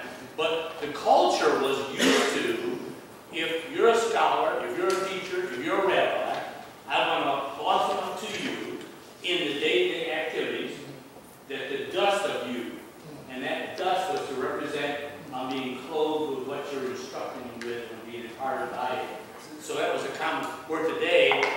We don't follow that Eastern culture anymore, but that was the foundation of it, as well as Jesus was the anointed one. Right. So that goes back, Archbishop, to what you were saying. It's very simple. The pillar and Right. yeah, one. So just one more thing here. Luke 8:2. What made the women follow? You said the women follow Jesus? I said, what made, now we just talking about what made the men follow him. Yeah, So my question is, in Luke chapter 8, what made the women follow him? Because it was just more than 12 men. So Yeah, what it made the women follow him? I would believe the same thing, some of the same thing, because Jesus, Jesus, the story I just shared just then about the woman coming, when I talked about the woman coming at early in the morning, the way Jesus engaged her, Jesus broke cultural norms and engaged women at a time when society didn't do that. He treated her like she was something. Oh, okay. So what happened? What happened in the church with women? But Jesus seemed to be okay with that. That is a good question. Now, I think that there's a lot of theories out there. My particular theory, which I share a lot on Facebook, and I share it in places I teach, around the year 150 in the church history, clericalism invaded the church. Clericalism. Around that time, bishops began to see themselves as an image of the Levitical priesthood. The Levitical priesthood does not have women in it. And if you notice the history of the church, around 300, I think the guy named is Origen. Origen, he was strongly against women in ministry. Before this time, you will see a lot of women in the diaconate. You'll see so many women in the diaconate in the early history of the church till the word deacon, diakonos, a feminine form of that word developed, which is diakonesta, which is what we call deaconess today, which means female deacon. And so the church has a lot of women in ministry. But around 150, this idea that the clergy, Christian clergy, were synonymous with the Levitical priesthood happened. And once that happened, now you start seeing people like Origen and a few others who started developing a theology that actually X'd women out of the leadership of the church.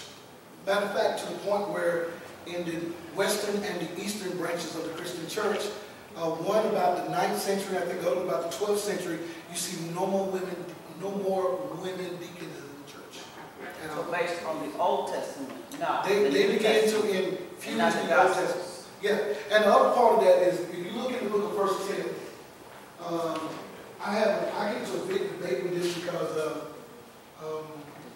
I engage a lot of apostolics. When I say apostolics, I'm talking about the oneness believers. Sure.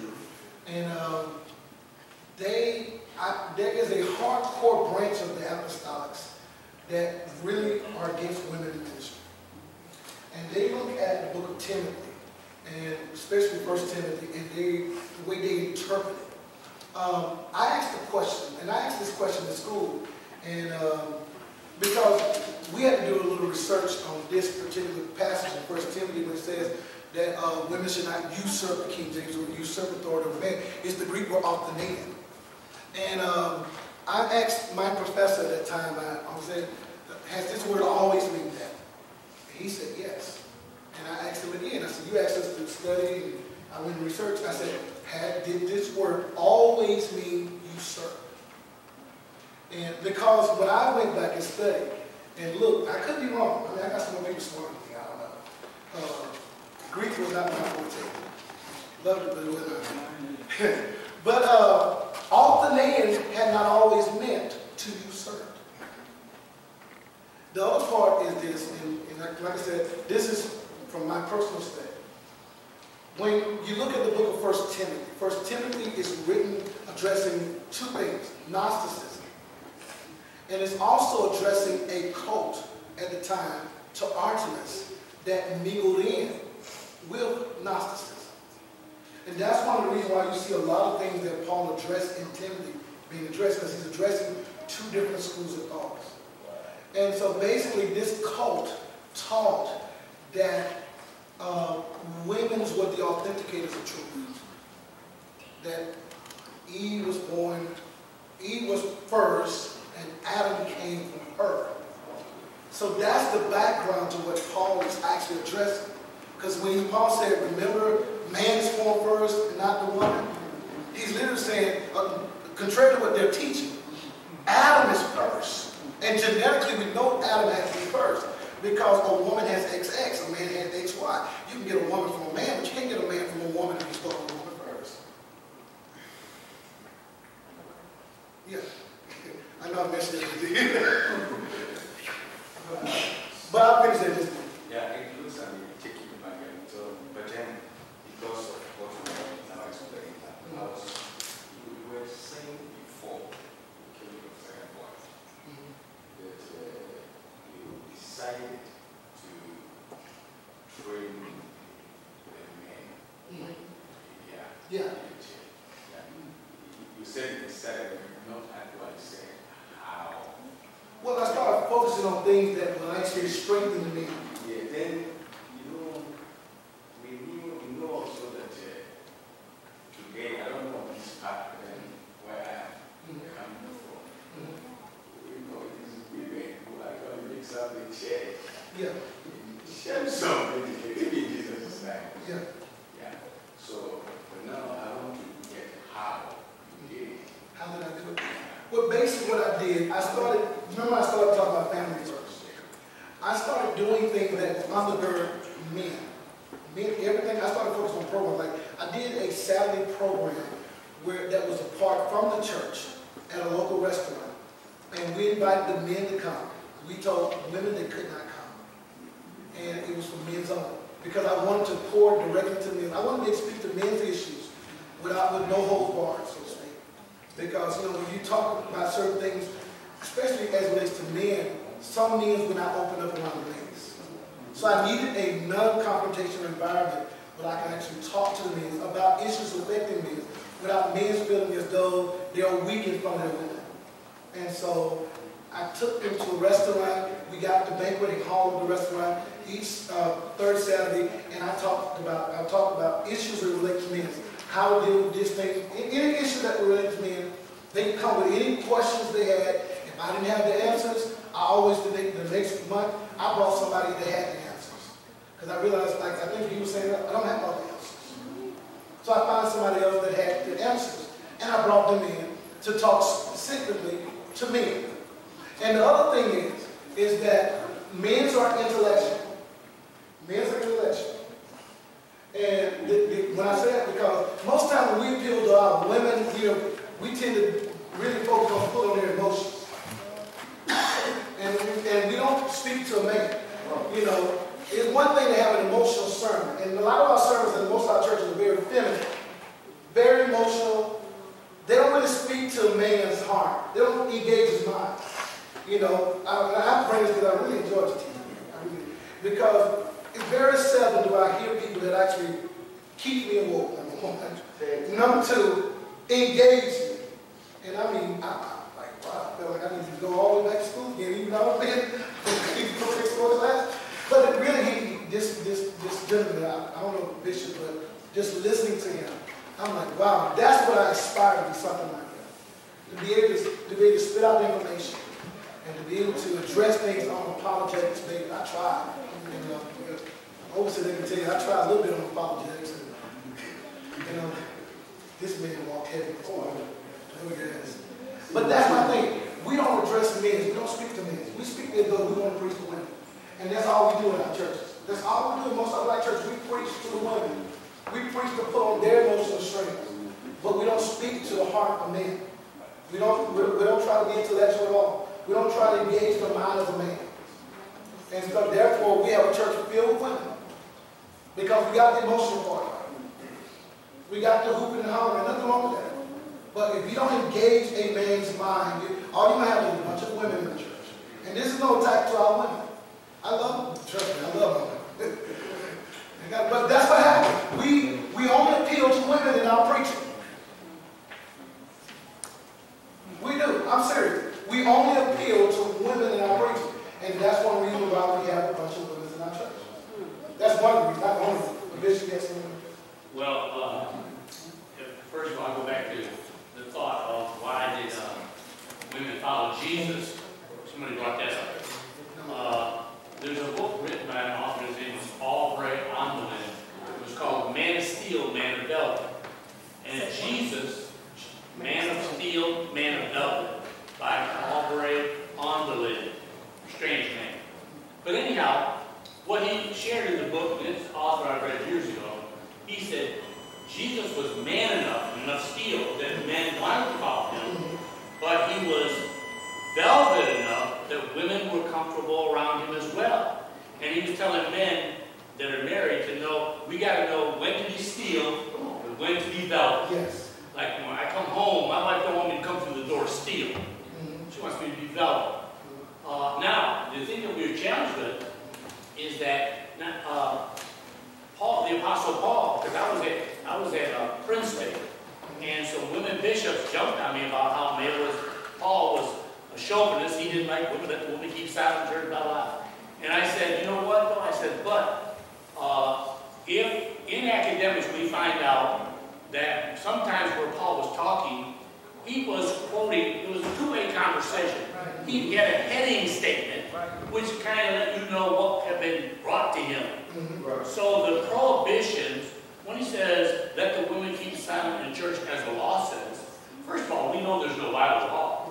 All right? But if the Judaizers were following Paul around, and they had in the Talmud, there was a section called the Sota, or the repudiation of women.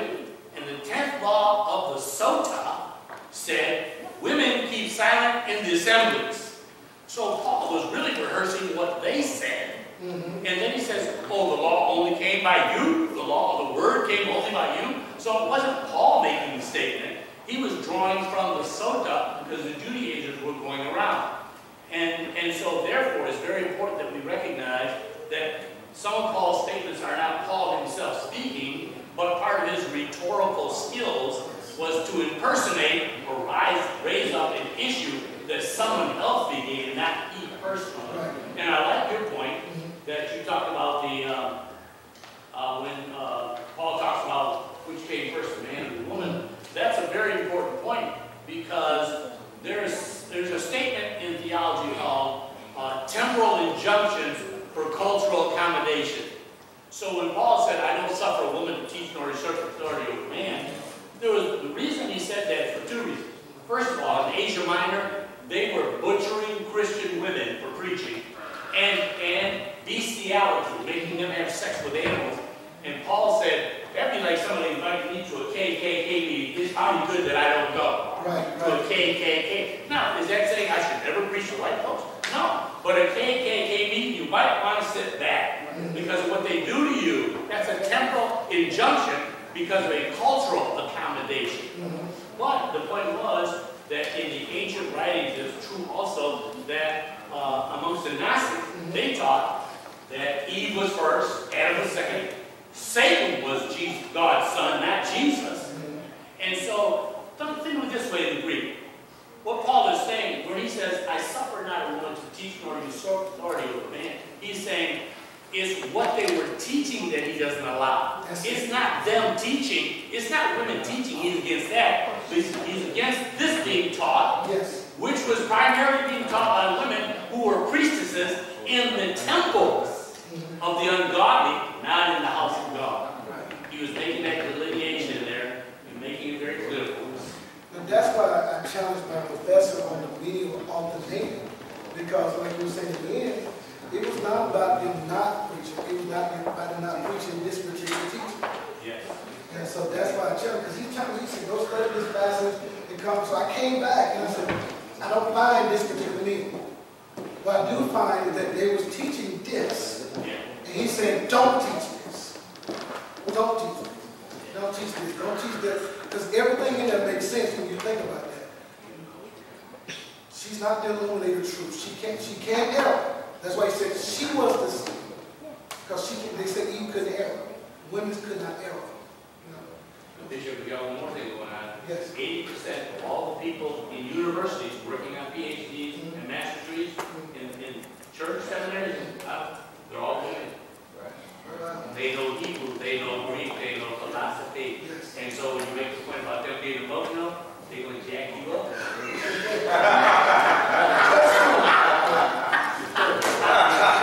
Well, I get that because of Dr. Sherman at school. He used to tell all of us. But see, that's not me. That's the professor. Because he told all the guys that don't just preach to be emotional. Preach to their intellect. And that's something that's missing in a lot of our churches. We don't preach to the person's intellect. Let's shift gears. I'm running out of time. Let's shift gears. So we can cover the Archbishop. Oh, yes, ma'am. Archbishop. So, are you saying that women don't have intellect? No. I'm just thinking. I'm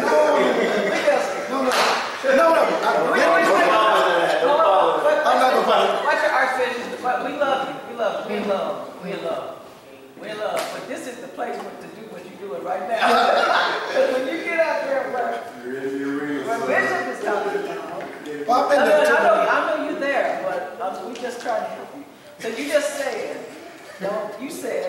don't preach to the intellect or preach to the emotion. Preach to the intellect. Because I'm probably the least emotional person you ever meet. I said all women. Well, I got you, but just be alone. Yeah. But see, the reason why I said And besides that, partners with, because I'm really not trying to get. Oh, I know. I was going to explain something. But of course, if you go to Romans chapter 16, where Paul has this long list of people who are working with him, saying, help the feeding, Julia, and all these people who work for itself. We cool. We got that. Trust me. But I'm writing a book on that. But everybody else is. Yeah. So anyway, we're done. No. The reason why I probably, like I said to him just then, is that the professor at our school was telling me, because see, from where I'm from, this is what the guys do. They'll sit there and they'll preach, and they'll never address issues as relates to men. Never. They won't be any balance. The main thing they do, especially at the church where I come from, their concern was how good you can holler and how many windows you can get the shot in the church. They literally talked about this in school. I'm serious. And I will let you that you really didn't preach unless the ladies got excited. And so the dean was actually going against that particular mindset. So trust me, I'm with you and I support women. I'm actually writing a book right now. I'm doing some research on called The Woman at the Well and Defense of Women in Ministry. That's one reason why I went back and researched a little bit on the 1 Peter chapter 2 on that. Anybody got anything? Trust me, I love women in ministry. I support. That's one thing. Don't get me wrong with that. That's one thing that I do. I have women bishops in my organization. Yes, sir. What can you accomplish regarding failure? Yeah, actually,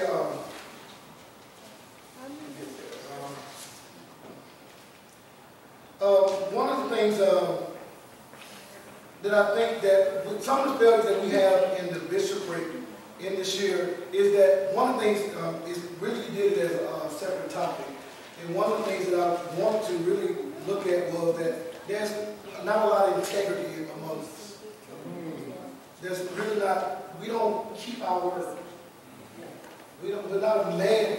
When I was growing up, a man's value was attached to his word. If he kept his word, a man was no stronger, no greater than His word. But we don't see that today. If a person tells you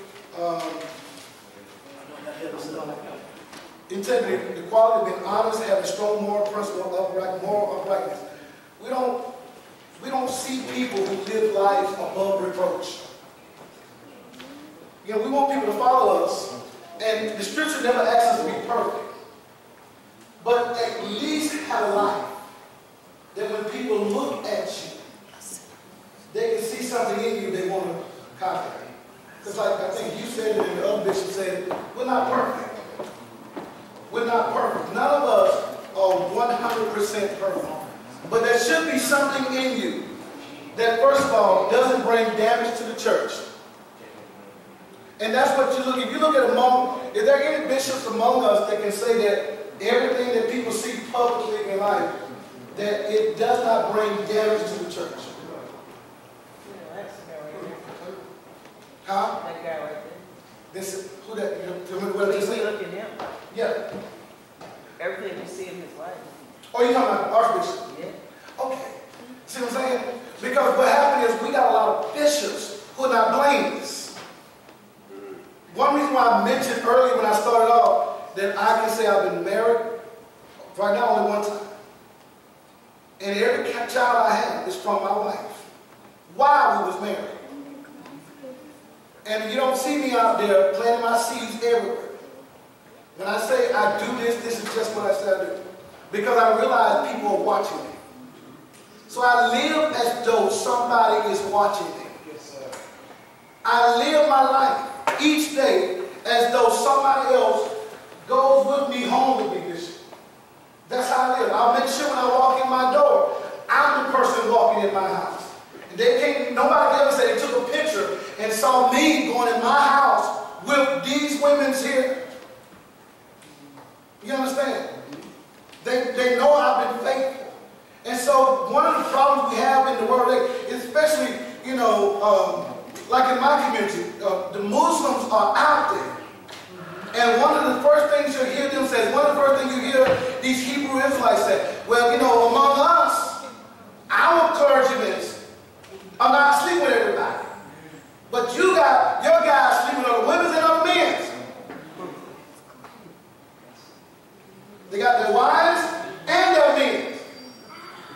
You see, y'all want to hear that. Come on now. But it's true. But you talk about one of the greatest failures. People are not listening to us because they see our private lives. Because we try to act like public saints, but yet we're still private sinners that somebody secretly see us behind our closed doors. Because you never know who's watching you. Right. You never know who's watching you. And so one of the greatest failures is that we're not being an example. We're not being an example. We're not being an example. I think Bishop just said earlier about the passion for sanctification. We're not being an example. Because there's some little kid you can look at you and say, there's something about you I want to imitate. There's something about you I want to imitate. Right now they're imitating rappers and they're imitating these actors and their lifestyle. But who looks at us and say, I want to be like that bishop? There's something different about that bishop that I want to imitate. There's something about this bishop. There's something about you, pastor. There's something about your life that I see, the example you see. Because the Bible says bishops should be blameless. You should have such a good reputation inside the church and outside the church. But yet when people look at you, they don't see anything. They don't see a lifestyle they can imitate. And I think that's one of the greatest failures in the church today, that we don't have any examples to follow. The Bible says we have many guides, many teachers, but we don't have many followers. Where are our examples? Where are the examples for the little girls and for the little boys to follow? Where are the examples of those that have come before us in ministry? One of the things, one of the people that I like in history, I like Ignatius, I also like Clement. Clement says something that's so profound. Clement says that, well, let me say this before I say Clement, because one of the other failures that we have besides living a life that people want to imitate, the second thing that we're not, failure that we have is that we don't properly pour into the next generation so that we can have people that can succeed us. Did I say that? I don't know how many of you are familiar with the Jericho City of Praise, but Dr. Peebles, she built a very great ministry. Her husband, she died without a proper succession plan, and it sent the church in turmoil for a few years. Another church that did the same thing, Bishop Mason, before he died, built the Church of God in Christ into a group of 500,000 people. But when he died, the succession plan was not clear, because there was two things in the bylaws that conflicted with each other. You had an office of senior bishop, and then you had an executive board of bishop who had the same power as the senior bishop, and it caused conflict. And one of the biggest areas in the church that we have, we don't preach like, let me see the best way to say this. I think you said it better than I could probably even say it earlier, is that we have a generation of people who live like their own way. And they don't produce a generation that come back. Instead of, they get jealous of a young man or young woman coming behind instead of saying, here, come under my wings. Let me show you the way and produce a generation that can come back. Because one day, Henry is going to die. My greatest testimony is not going to be that I built a church and that the church faded once I left. I want to be able to establish a word that when I die, somebody keeps it going. And I think one of the biggest and greatest things of Archbishop that I think that really hurts me, I don't know if it hurts you, but every time I've seen lately a lot of these older bishops turn their fellowships over to other men, you know what the first thing these guys do? They change the name. Why would you change the name for something that your founder took so long to build?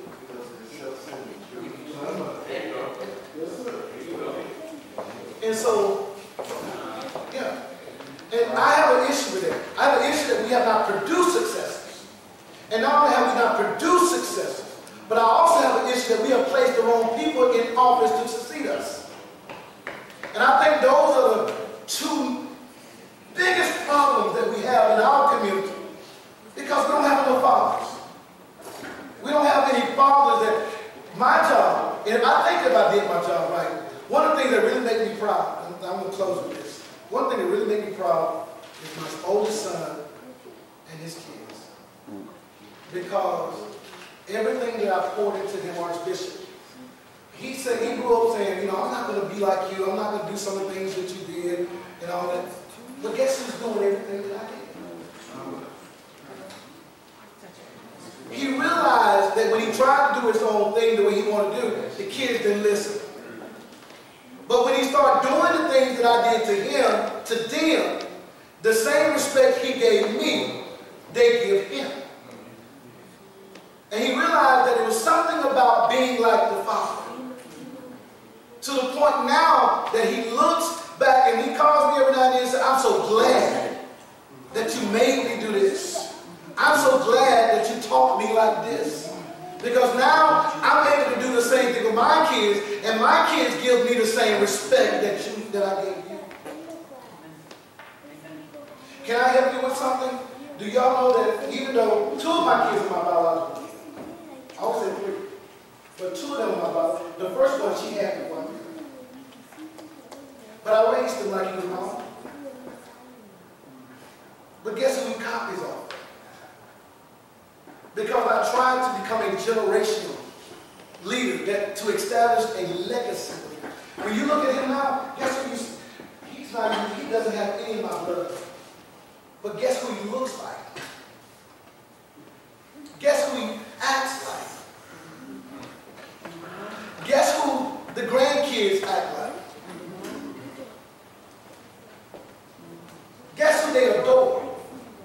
Why are you bringing all this up? Because one of the biggest problems I see in the bishopric is that we're not producing any fathers. We got great teachers. We have people that can preach your socks off. But the word father means source. The source of something. We're not producing any source that somebody can plug into and be just like. I like your passion. I like Bishop Lane's passion. And I was listening to him at the table, even while me and Overseer was talking, I was listening to him, his passion, and all that. Do you understand passion is something the Bishop was talking about earlier? Passion should drive us. But who want to be like us when you're not passionate?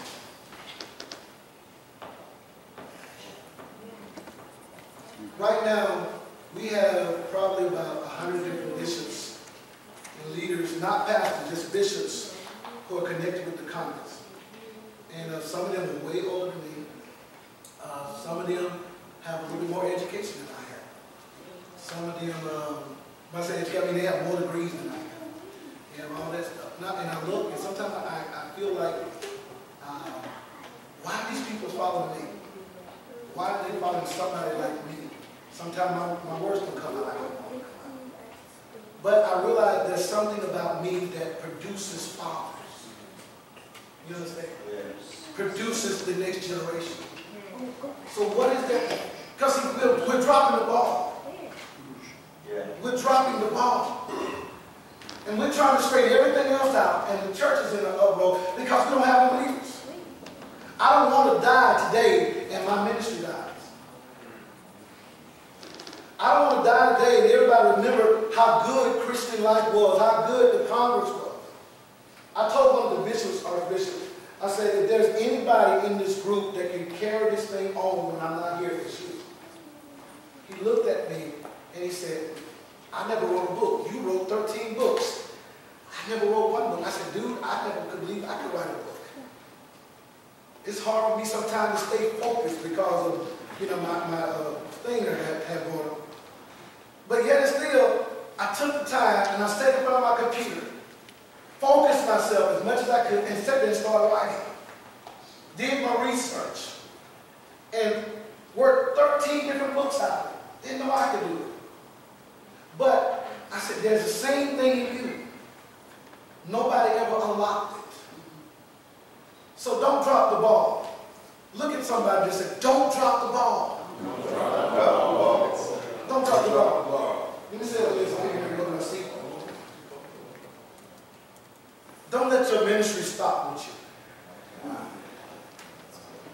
One of the things that I learned when I talked about the pillars earlier is that if you build a ministry around you, then when you're no longer there, the ministry suffers. And so I was taught that if I'm going to make a ministry great, build it around the team. And so that's what I did. I decided early on, besides the thing I was talking about the other guy about really pointing to the men, I started allowing my associate pastors to preach more. And guess the first thing I did? I started calling them pastors. I didn't say associate pastor, I said pastor. Call them pastor. And the other thing I did, while I was there, they preached. And I supported their ministry. Sat there, listened, critiqued them. God knows I critiqued them. And to the point they were scared to preach. But then, guess what happened?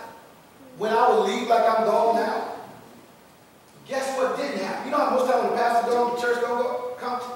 But when I left, the church still came. Because it wasn't built around me and my charisma. It was built around the team. And so when I wasn't there, the team still produced. And people still followed. Because I did not build the ministry around me. I built, because my thing was, Jesus said unto Peter, he said, upon this rock, I build, upon the back of men and women like each one of us. He said, I build a church. And he said, I build this church to the point that the gates of Hades cannot prevail against it. Will not keep it from advancing and will not lock it in to keep it from moving. But you can only get that when you build the ministry not just around you. Real fathers establish their sons to be able to take over their reins when they're gone. I told my kids, I said, I got a little company I started. It's not a big company, it's a small little company. It's called Henrypedia, meaning Henry's knowledge. Henry's knowledge. And it's a business that's actually, it's not doing much money right now. But my point is that all of my kids are involved. And I'm teaching them how to write books. I'm teaching them how to ghostwrite for other people. Because one day, when I leave here, I want to be able to leave a legacy. I want you to, the Bible says you have not been a good father if you have not established a blessing that can be left from one generation to the next generation, to the next generation, until 1, 2, 3, 4 generations. Will, when you leave here, when you leave here, will what you do outlive you for at least 4 generations? Can I say it one more time? When you leave here, will what you build outlive you for at least 4 generations? Y'all can use that right now. Any questions before I go back to my seat? Make sure you build something that will outlive you for 4 generations.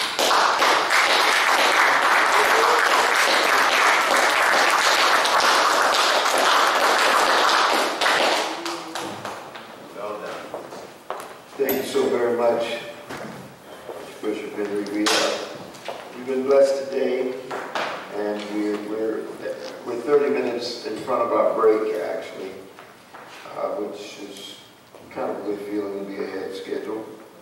But I wanted to take this opportunity to address an issue and maybe even hear the possibility of some solutions.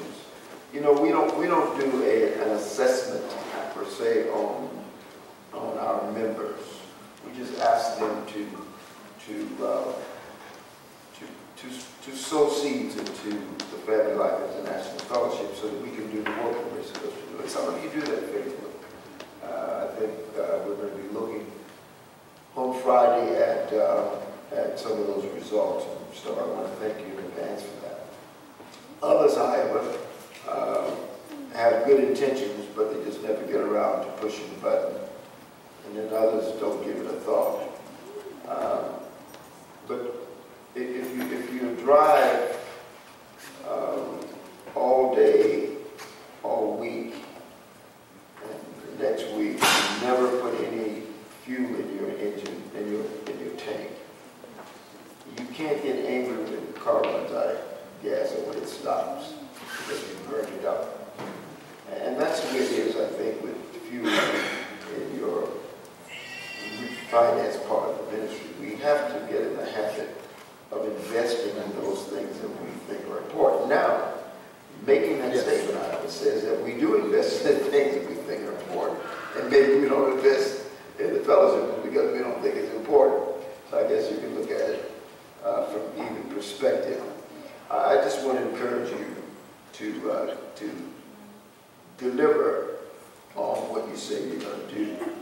Now, I heard Archbishop Gaten say this morning about oxidational stress, I believe. And it caught my attention, and I was just interested in, if I could, maybe 20 minutes or so, if you could just talk to us a little bit about that and what you're doing about that. Because I'm at that point in my chronological scale curve where I'm interested in knowing if there's anything that I need to do now that will not get any premature triggers in my life. I don't want a premature trigger. I don't mind a trigger, but I don't want any premature triggers, you see. So come and talk to us for a moment, if you don't mind. No, I'm fine. First of all, as I told you, it's such an honor to be here. And the talk I'm going to give you right now is going to be very limited. My daughter is the PhD and graduated first every class she's ever been in kindergarten all the way through to PhD level. She just texted me just now. And her medical background has made her very concerned about my health because she wants her dad to be around for a long time. But I'm a high D, I'm an alpha male. I could have been a Marine Corps drill instructor very easily. And I'm a driven kind of person. Now I admit that, you know, I told you earlier that I'm not physically any threat to anybody. But academics is what God gave me a gift. He gave me a gift, all right?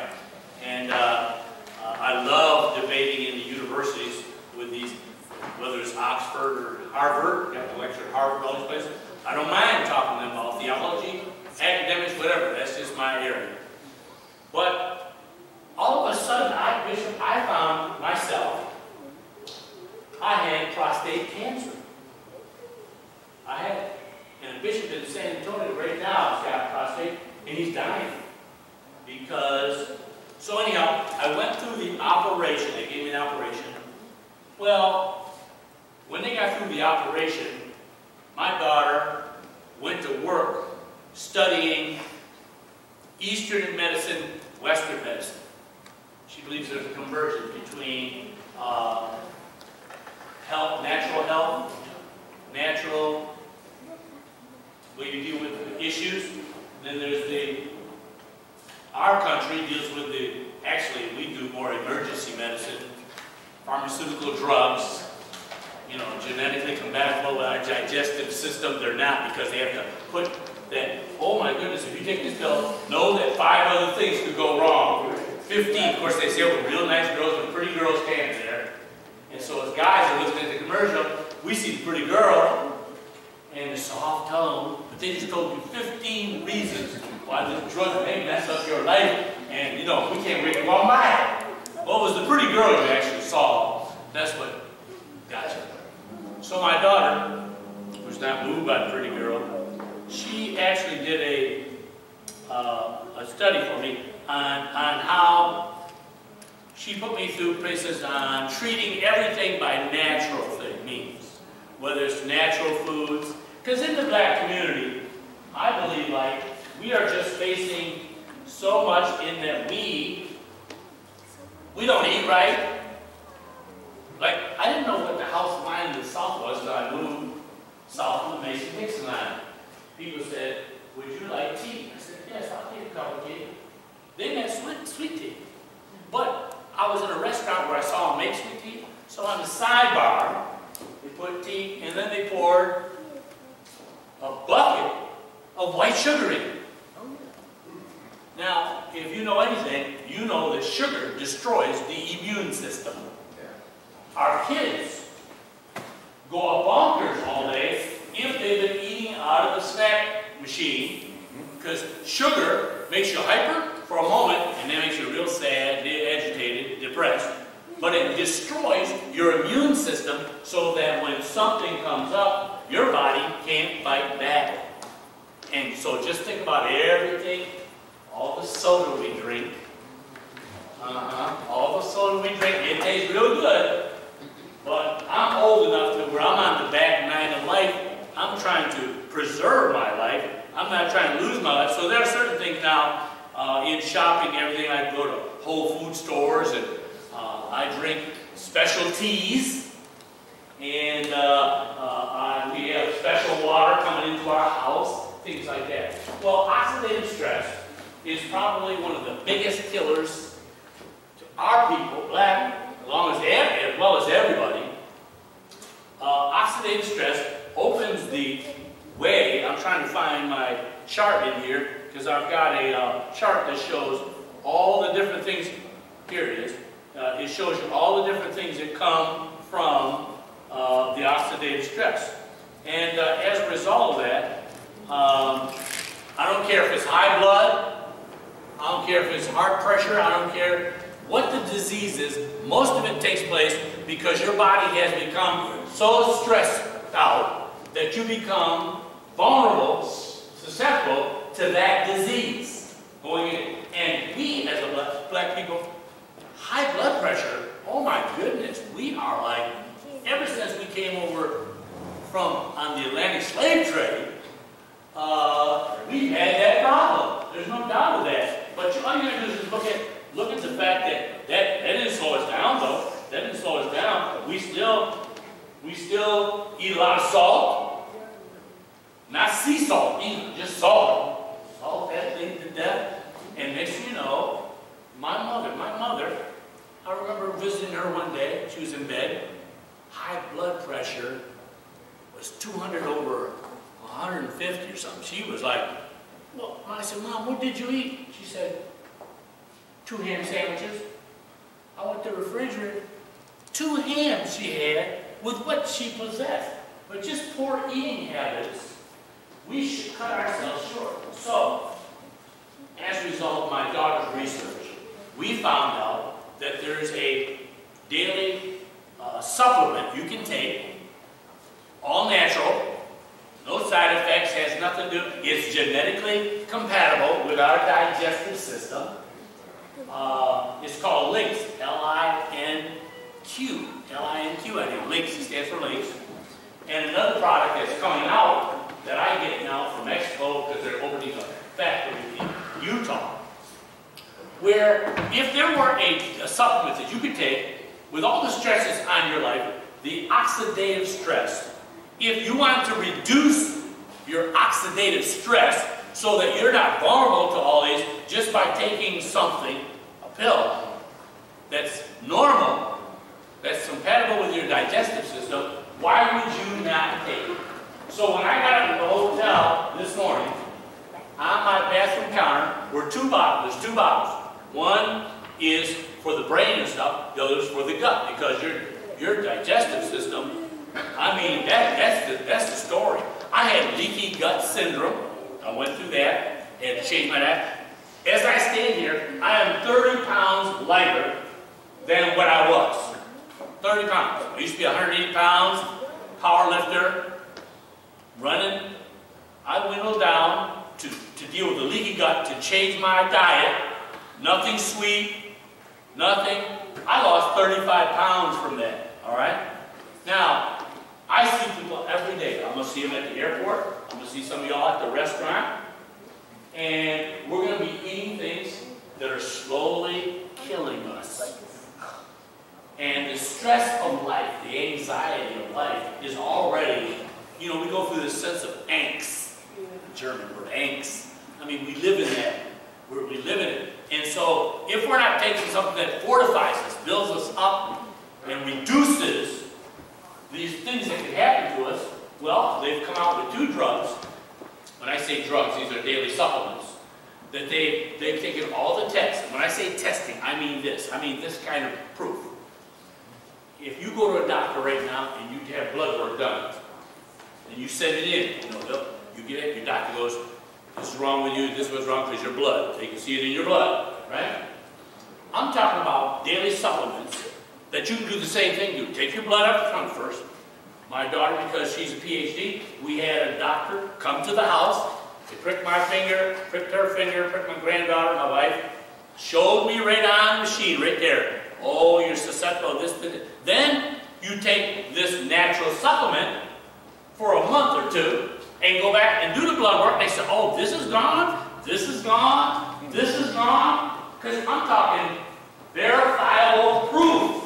I'm not talking about a placebo that they can get you psychologically this thing, maybe it works. No, I'm talking about something that can be proven by empirical data through the blood work, because everybody's got blood. So I text Bishop and I showed him this particular drug. And he heard me today talk about it because 2 things.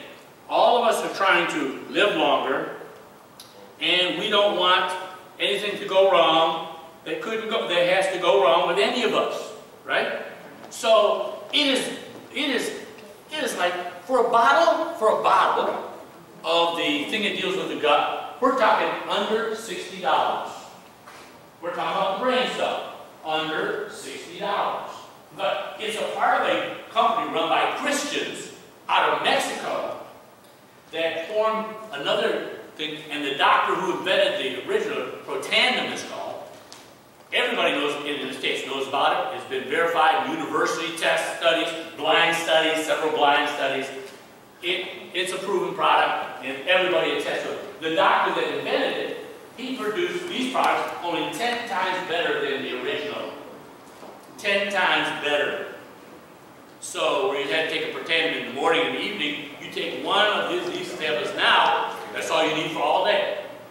And I actually, just to show you, if you just look at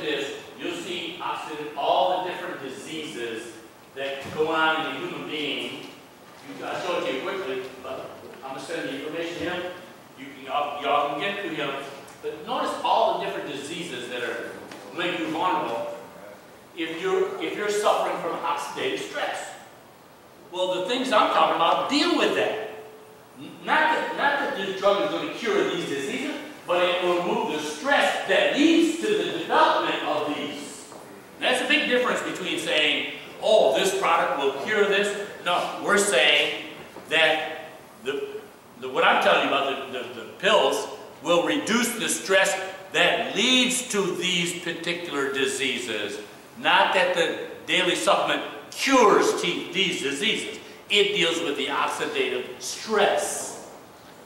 Big difference there in the understanding that all these, and I'm taking a moment because this is really important to me because we're dying around the planet in hospitals. We already get poor discrimination in our medical care. I've got a book on medical experiments that have been going on in this country by dehumanized black folks from the beginning of this nation.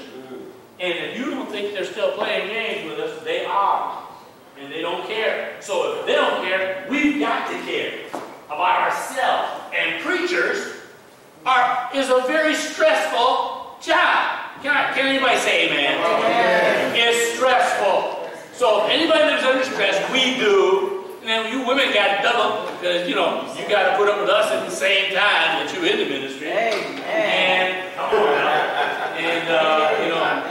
And that's just the way it is. Well, and even though 80% of the people in universities and in seminaries are women now. They're overtaking men in academics and everything. It's like they're going to blow us out of their kingdom. And when I went to Harvard, that place was packed with women. I said, listen, I want to tell y'all something. Remember me when you come into your kingdom. I'm on your side now. I'm on your side now. I'm good. Remember me when you come into your kingdom. But notice all the areas that they cover. Oxidative stress. This is a silent killer. But I'm here to tell you about, talking to the bishop, two things can happen. This will, number one, like I say, one pill a day. One for the gut, one for the, you take it, that's all you do. Now you got to still pray, you still got to eat right, you do a little exercise, stuff like that. You got to do those kinds of things. But they've proven this by blood work, This is not a placebo where they kind of psych you into it. No. You can back this up with having your own blood tested after you stop it. All right? So that's it. That's the bottom line. So anyhow, you can take, the bottles cost just under $60. All right? And they're selling this all over the world. I talked to my friend. He was one of my students in Bible college because I taught him about college. And he's selling it in Hong Kong right now. He's setting up the business, turning people in Taiwan in, all over Mexico. I mean, I turned down, in Jacksonville, we have a university that is run by, the founders are from Guatemala. They're taking the product, all their people, saying, boom, this is what we need. We live under stress. We live under stress. So everybody does. So this is a product that everybody that knows the stress in their life should be taking that can't hurt you. It's only going to help you. It will not make up for you. You got to still eat right, exercise, believe God, cast all your cares upon Him. But we don't. We have this treasure in an earthen vessel. Okay, so under $60. Now, let's say you say, well, I not only want to take it. Everybody know what multi-level marketing is?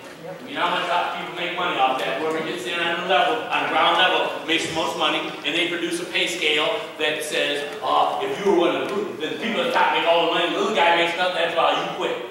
Well, this company, because it's run by Christians that develop these drugs, they make sure the middleman gets enough profit for selling it that that person would stay in that business for the rest of their life. Plus, you get 500 people to sign up for this product, and your products come to you free. Just get 500 people to take the product. And and then you get your products free. Gratefully taught, and plus you've helped 5 other people. So I say this, I'm taking it. I give you my hotel room right now. The bottles are sitting in the bathroom because I took them this morning. I'm going to take them tomorrow morning. So if somebody doesn't want it, I say, that's fine. I'm trying to live longer. And I don't want all those diseases in me. I want to avoid all this. I want to live a long life. Bishop wants to live a long life. That's why he has enough share with you. But at the same time, you can become a distributor that you can start your own business and produce a stream of income on the side. I don't know how big it will go, depends on how many people sign up. But that you can get a stream of income. Now, I've been against jackleg preachers all my life that have been trying to be in the ministry and try to make a lot of money in the ministry. I was once flown into, let's see, where was I? Oh, well, I'm going to tell you this one story. Okay, does everybody know Creflo? Okay, I had about 20 gospel preachers fly me into New Jersey to preach at their conference. And they said, well, we want you to stay a second night. There's Creflo going to come in. We want you to critique his message as if you were one of your students. And we'll meet with you afterwards and tell us what we need to learn from it. So the next night, Creflo flew in by his jet, got the pulpit, got a service, got back on his jet, flew back to church. So we went to the hotel. They put me in a nice hotel. And so here's 15, 20 pastors sitting around. So, Dr. Gates, what'd you think? So, me trying to be fair, I tried to point out every positive thing I could about Creflo's message that night. But then I said, but here's where he went wrong. This is the turn he made, that he messed up the text. You know? Now, here's the strangest thing that happened to me. When I did that, they all jumped on me. They invited me, and they jumped on me. All 15, 20 of them. I said, oh, y'all jumping on me now. Here's what the real problem is. They were hoping that I would deem his teaching totally legitimate because they wanted to have proved that it was okay to have that lifestyle. So when I condemned the text the way he presented it, now he was not being accurate with the text. He twisted the text. Then their lifestyle of them thinking about an airplane flying out in the country, I was destroying it, and it was agitating them on the inside. On the inside, it was agitating them. As a result of that, those 20 pastors have never had me preach for them again. But see, I made a commitment to truth when I got saved. Right now, that's right. Because Jesus saved me. He didn't have to, but he did. Yeah. And, you know, I'm going with the truth. I'm sorry. I just love the truth. And when I don't know about it, I'm going to find out about it, you know. And that's just the way it's going to be. So, anyhow, the point is that we've got a lot of people that are misusing the text for profit. I tell people that, I say, you know, I could be a jackleg preacher and raise a lot of money. I sat in a meeting one time in Bishop Reams out in California. She had this jackleg preacher up, a bishop, and he was late because he was out shoe shopping. He got to the meeting late, and then at the end he said, I want every bishop in there because we all had collars on.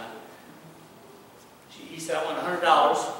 So we looked over at the side of it because I had 80 bishops there that I was teaching for the week. He asked 100 bishops to come over and get the main line, $100 a piece. Now, when you looked at, now this was an auditorium that seat about a couple thousand. He asked over 100 bishops to go first because they're the bishops getting the line of $100. All the bishops got it because they were under pressure. He put them under the gun.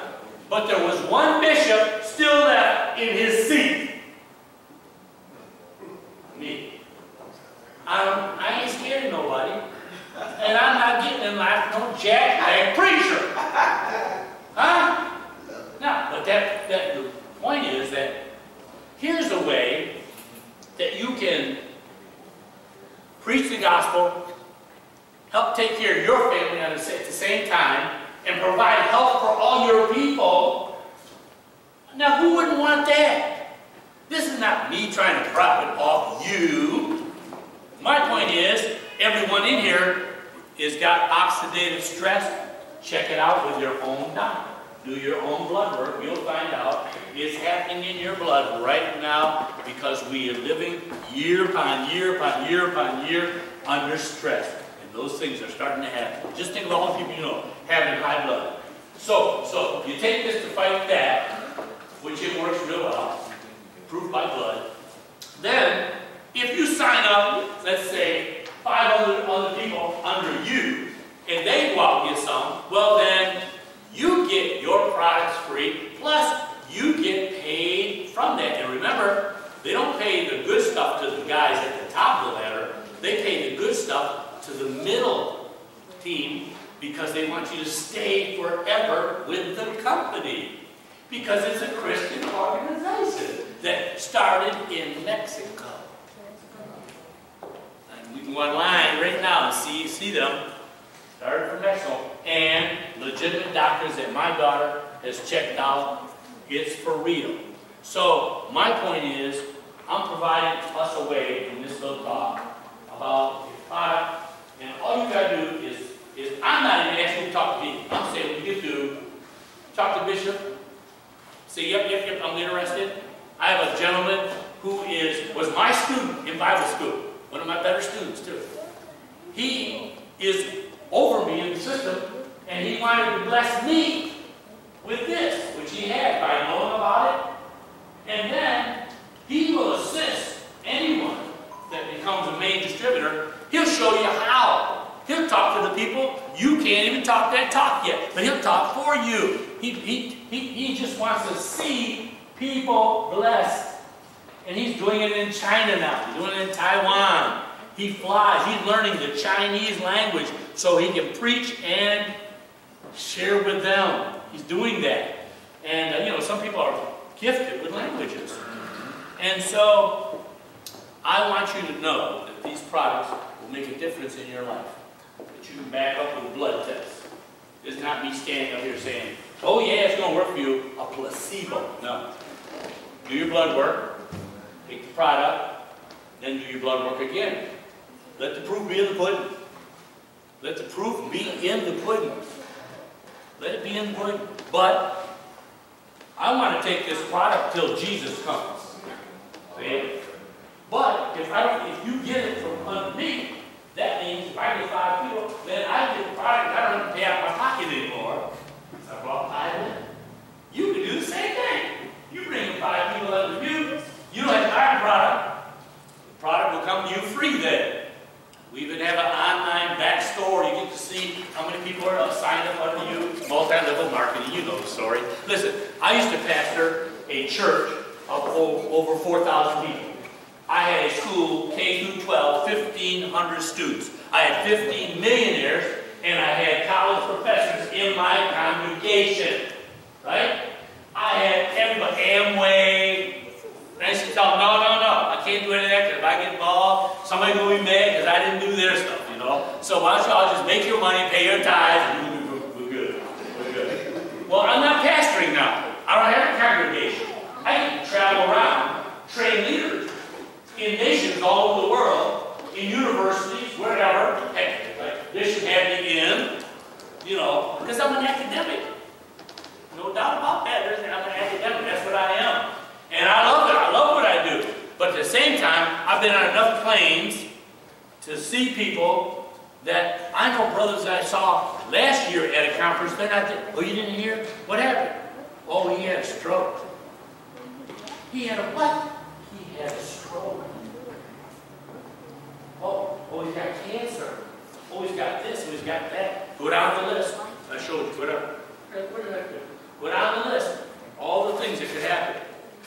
My point is, Bishop and I have decided we don't want to be on the list. We don't want you to be on the list. But it is your choice. It is your choice. I'm not trying to talk you into anything you don't want to get involved in. And you can ask as many questions, not to me necessarily, but my friend, Kurt Heisey, and my daughter, who is the research director of St. Vincent's Hospital in Jacksonville, has traveled all over, knows big names everywhere, my daughter. She understands, what do you call it, the mitochondria? You know, everything happens in the cell. And when you got an unhealthy cell, that means your whole body will be unhealthy because everything is made up of cells. And this thing will deal with it. This product will deal with that so that your cells are healthy like they need to be. That's where the oxidative stress comes into the picture. So you could just get the product and take it, and that's fine. Or you can decide, I'm taking the product, and I might as well turn some other people on to get paid at the same time. You can do it either way. And whatever works for you, works for you.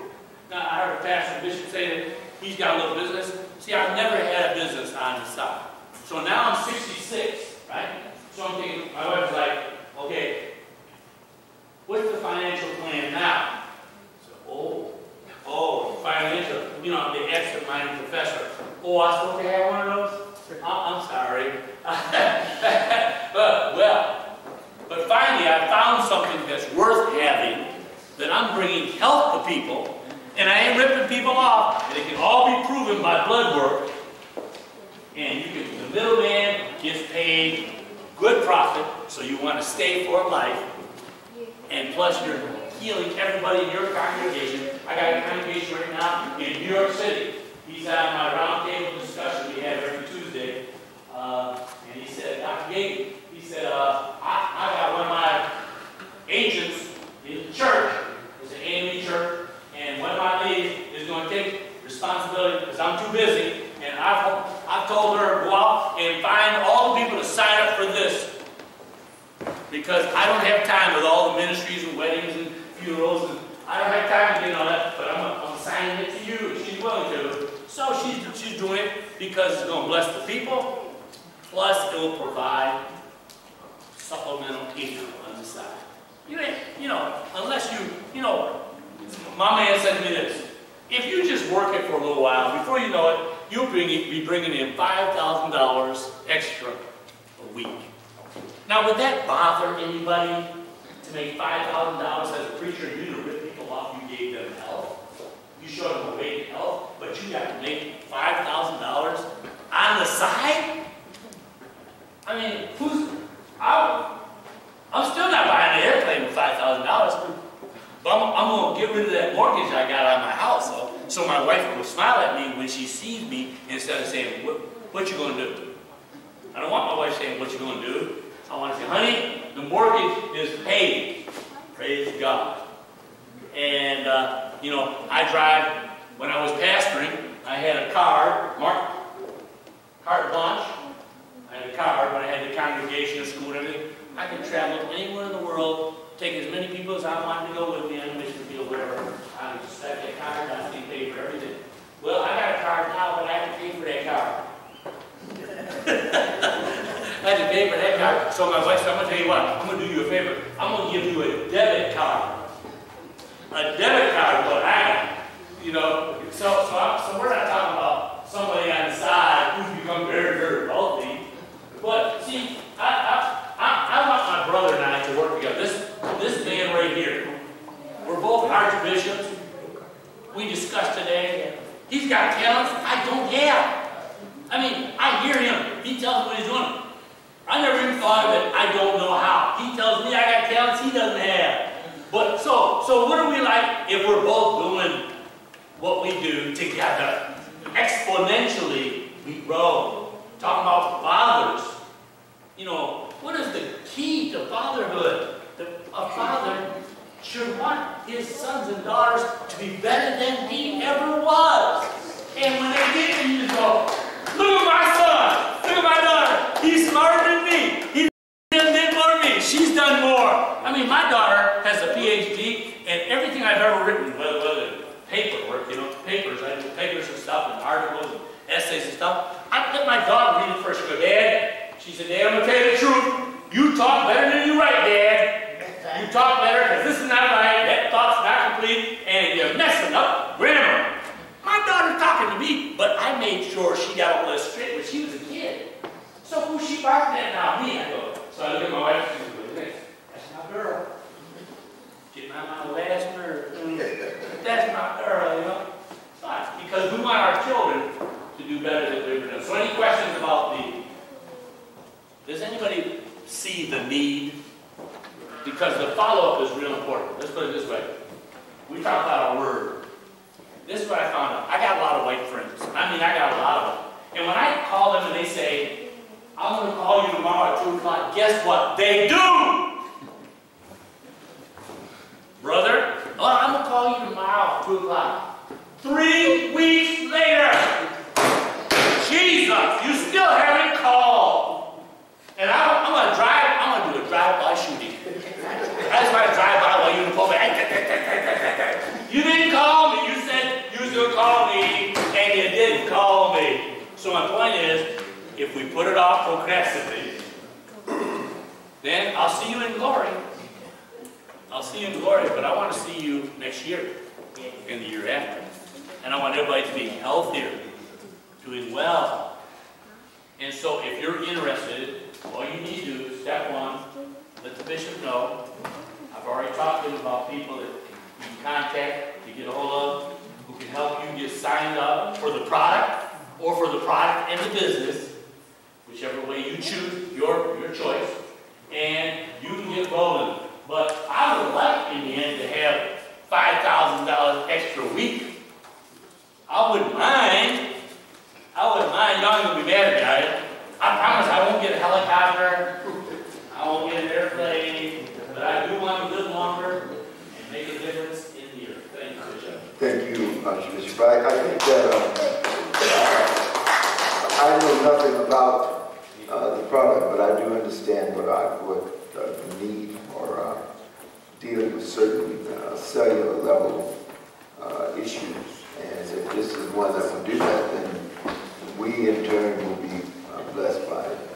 I think we'll just put together a little team to follow up and do some research, and then decide which way we're going to go. I may just start it myself, just purchasing it. I'm not adverse to that. I was 66 once myself, so I enjoyed being 66. This coming by God's grace, this Sunday I'll be 74.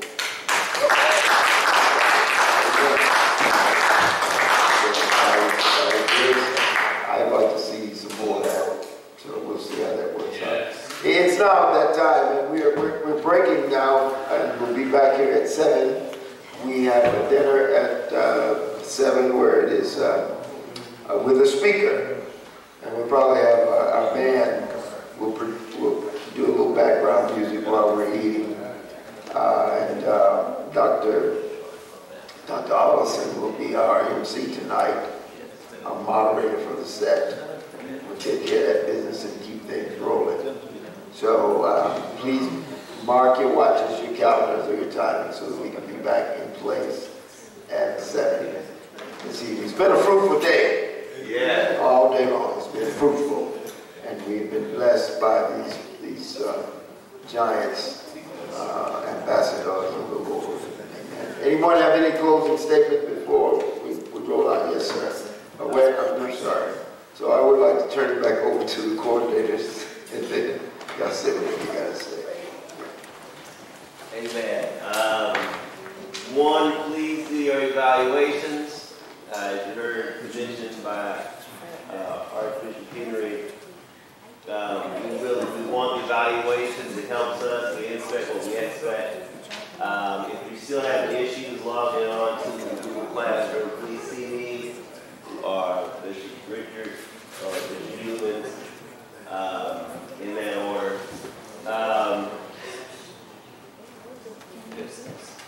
You can, but if we catch it electronically, it's going to do us a lot better. You can stay in the Stone Ages, Yes. but we'd like to bring you forward if we could. Because also on the Google Classroom, for instance, we have the video from this morning, so you can go back and watch it. You have different commentary, and you can make comments as well. What this portal is going to allow us to do is to go forward with continued dialogue. Amen. Amen. We should not have to wait till next year.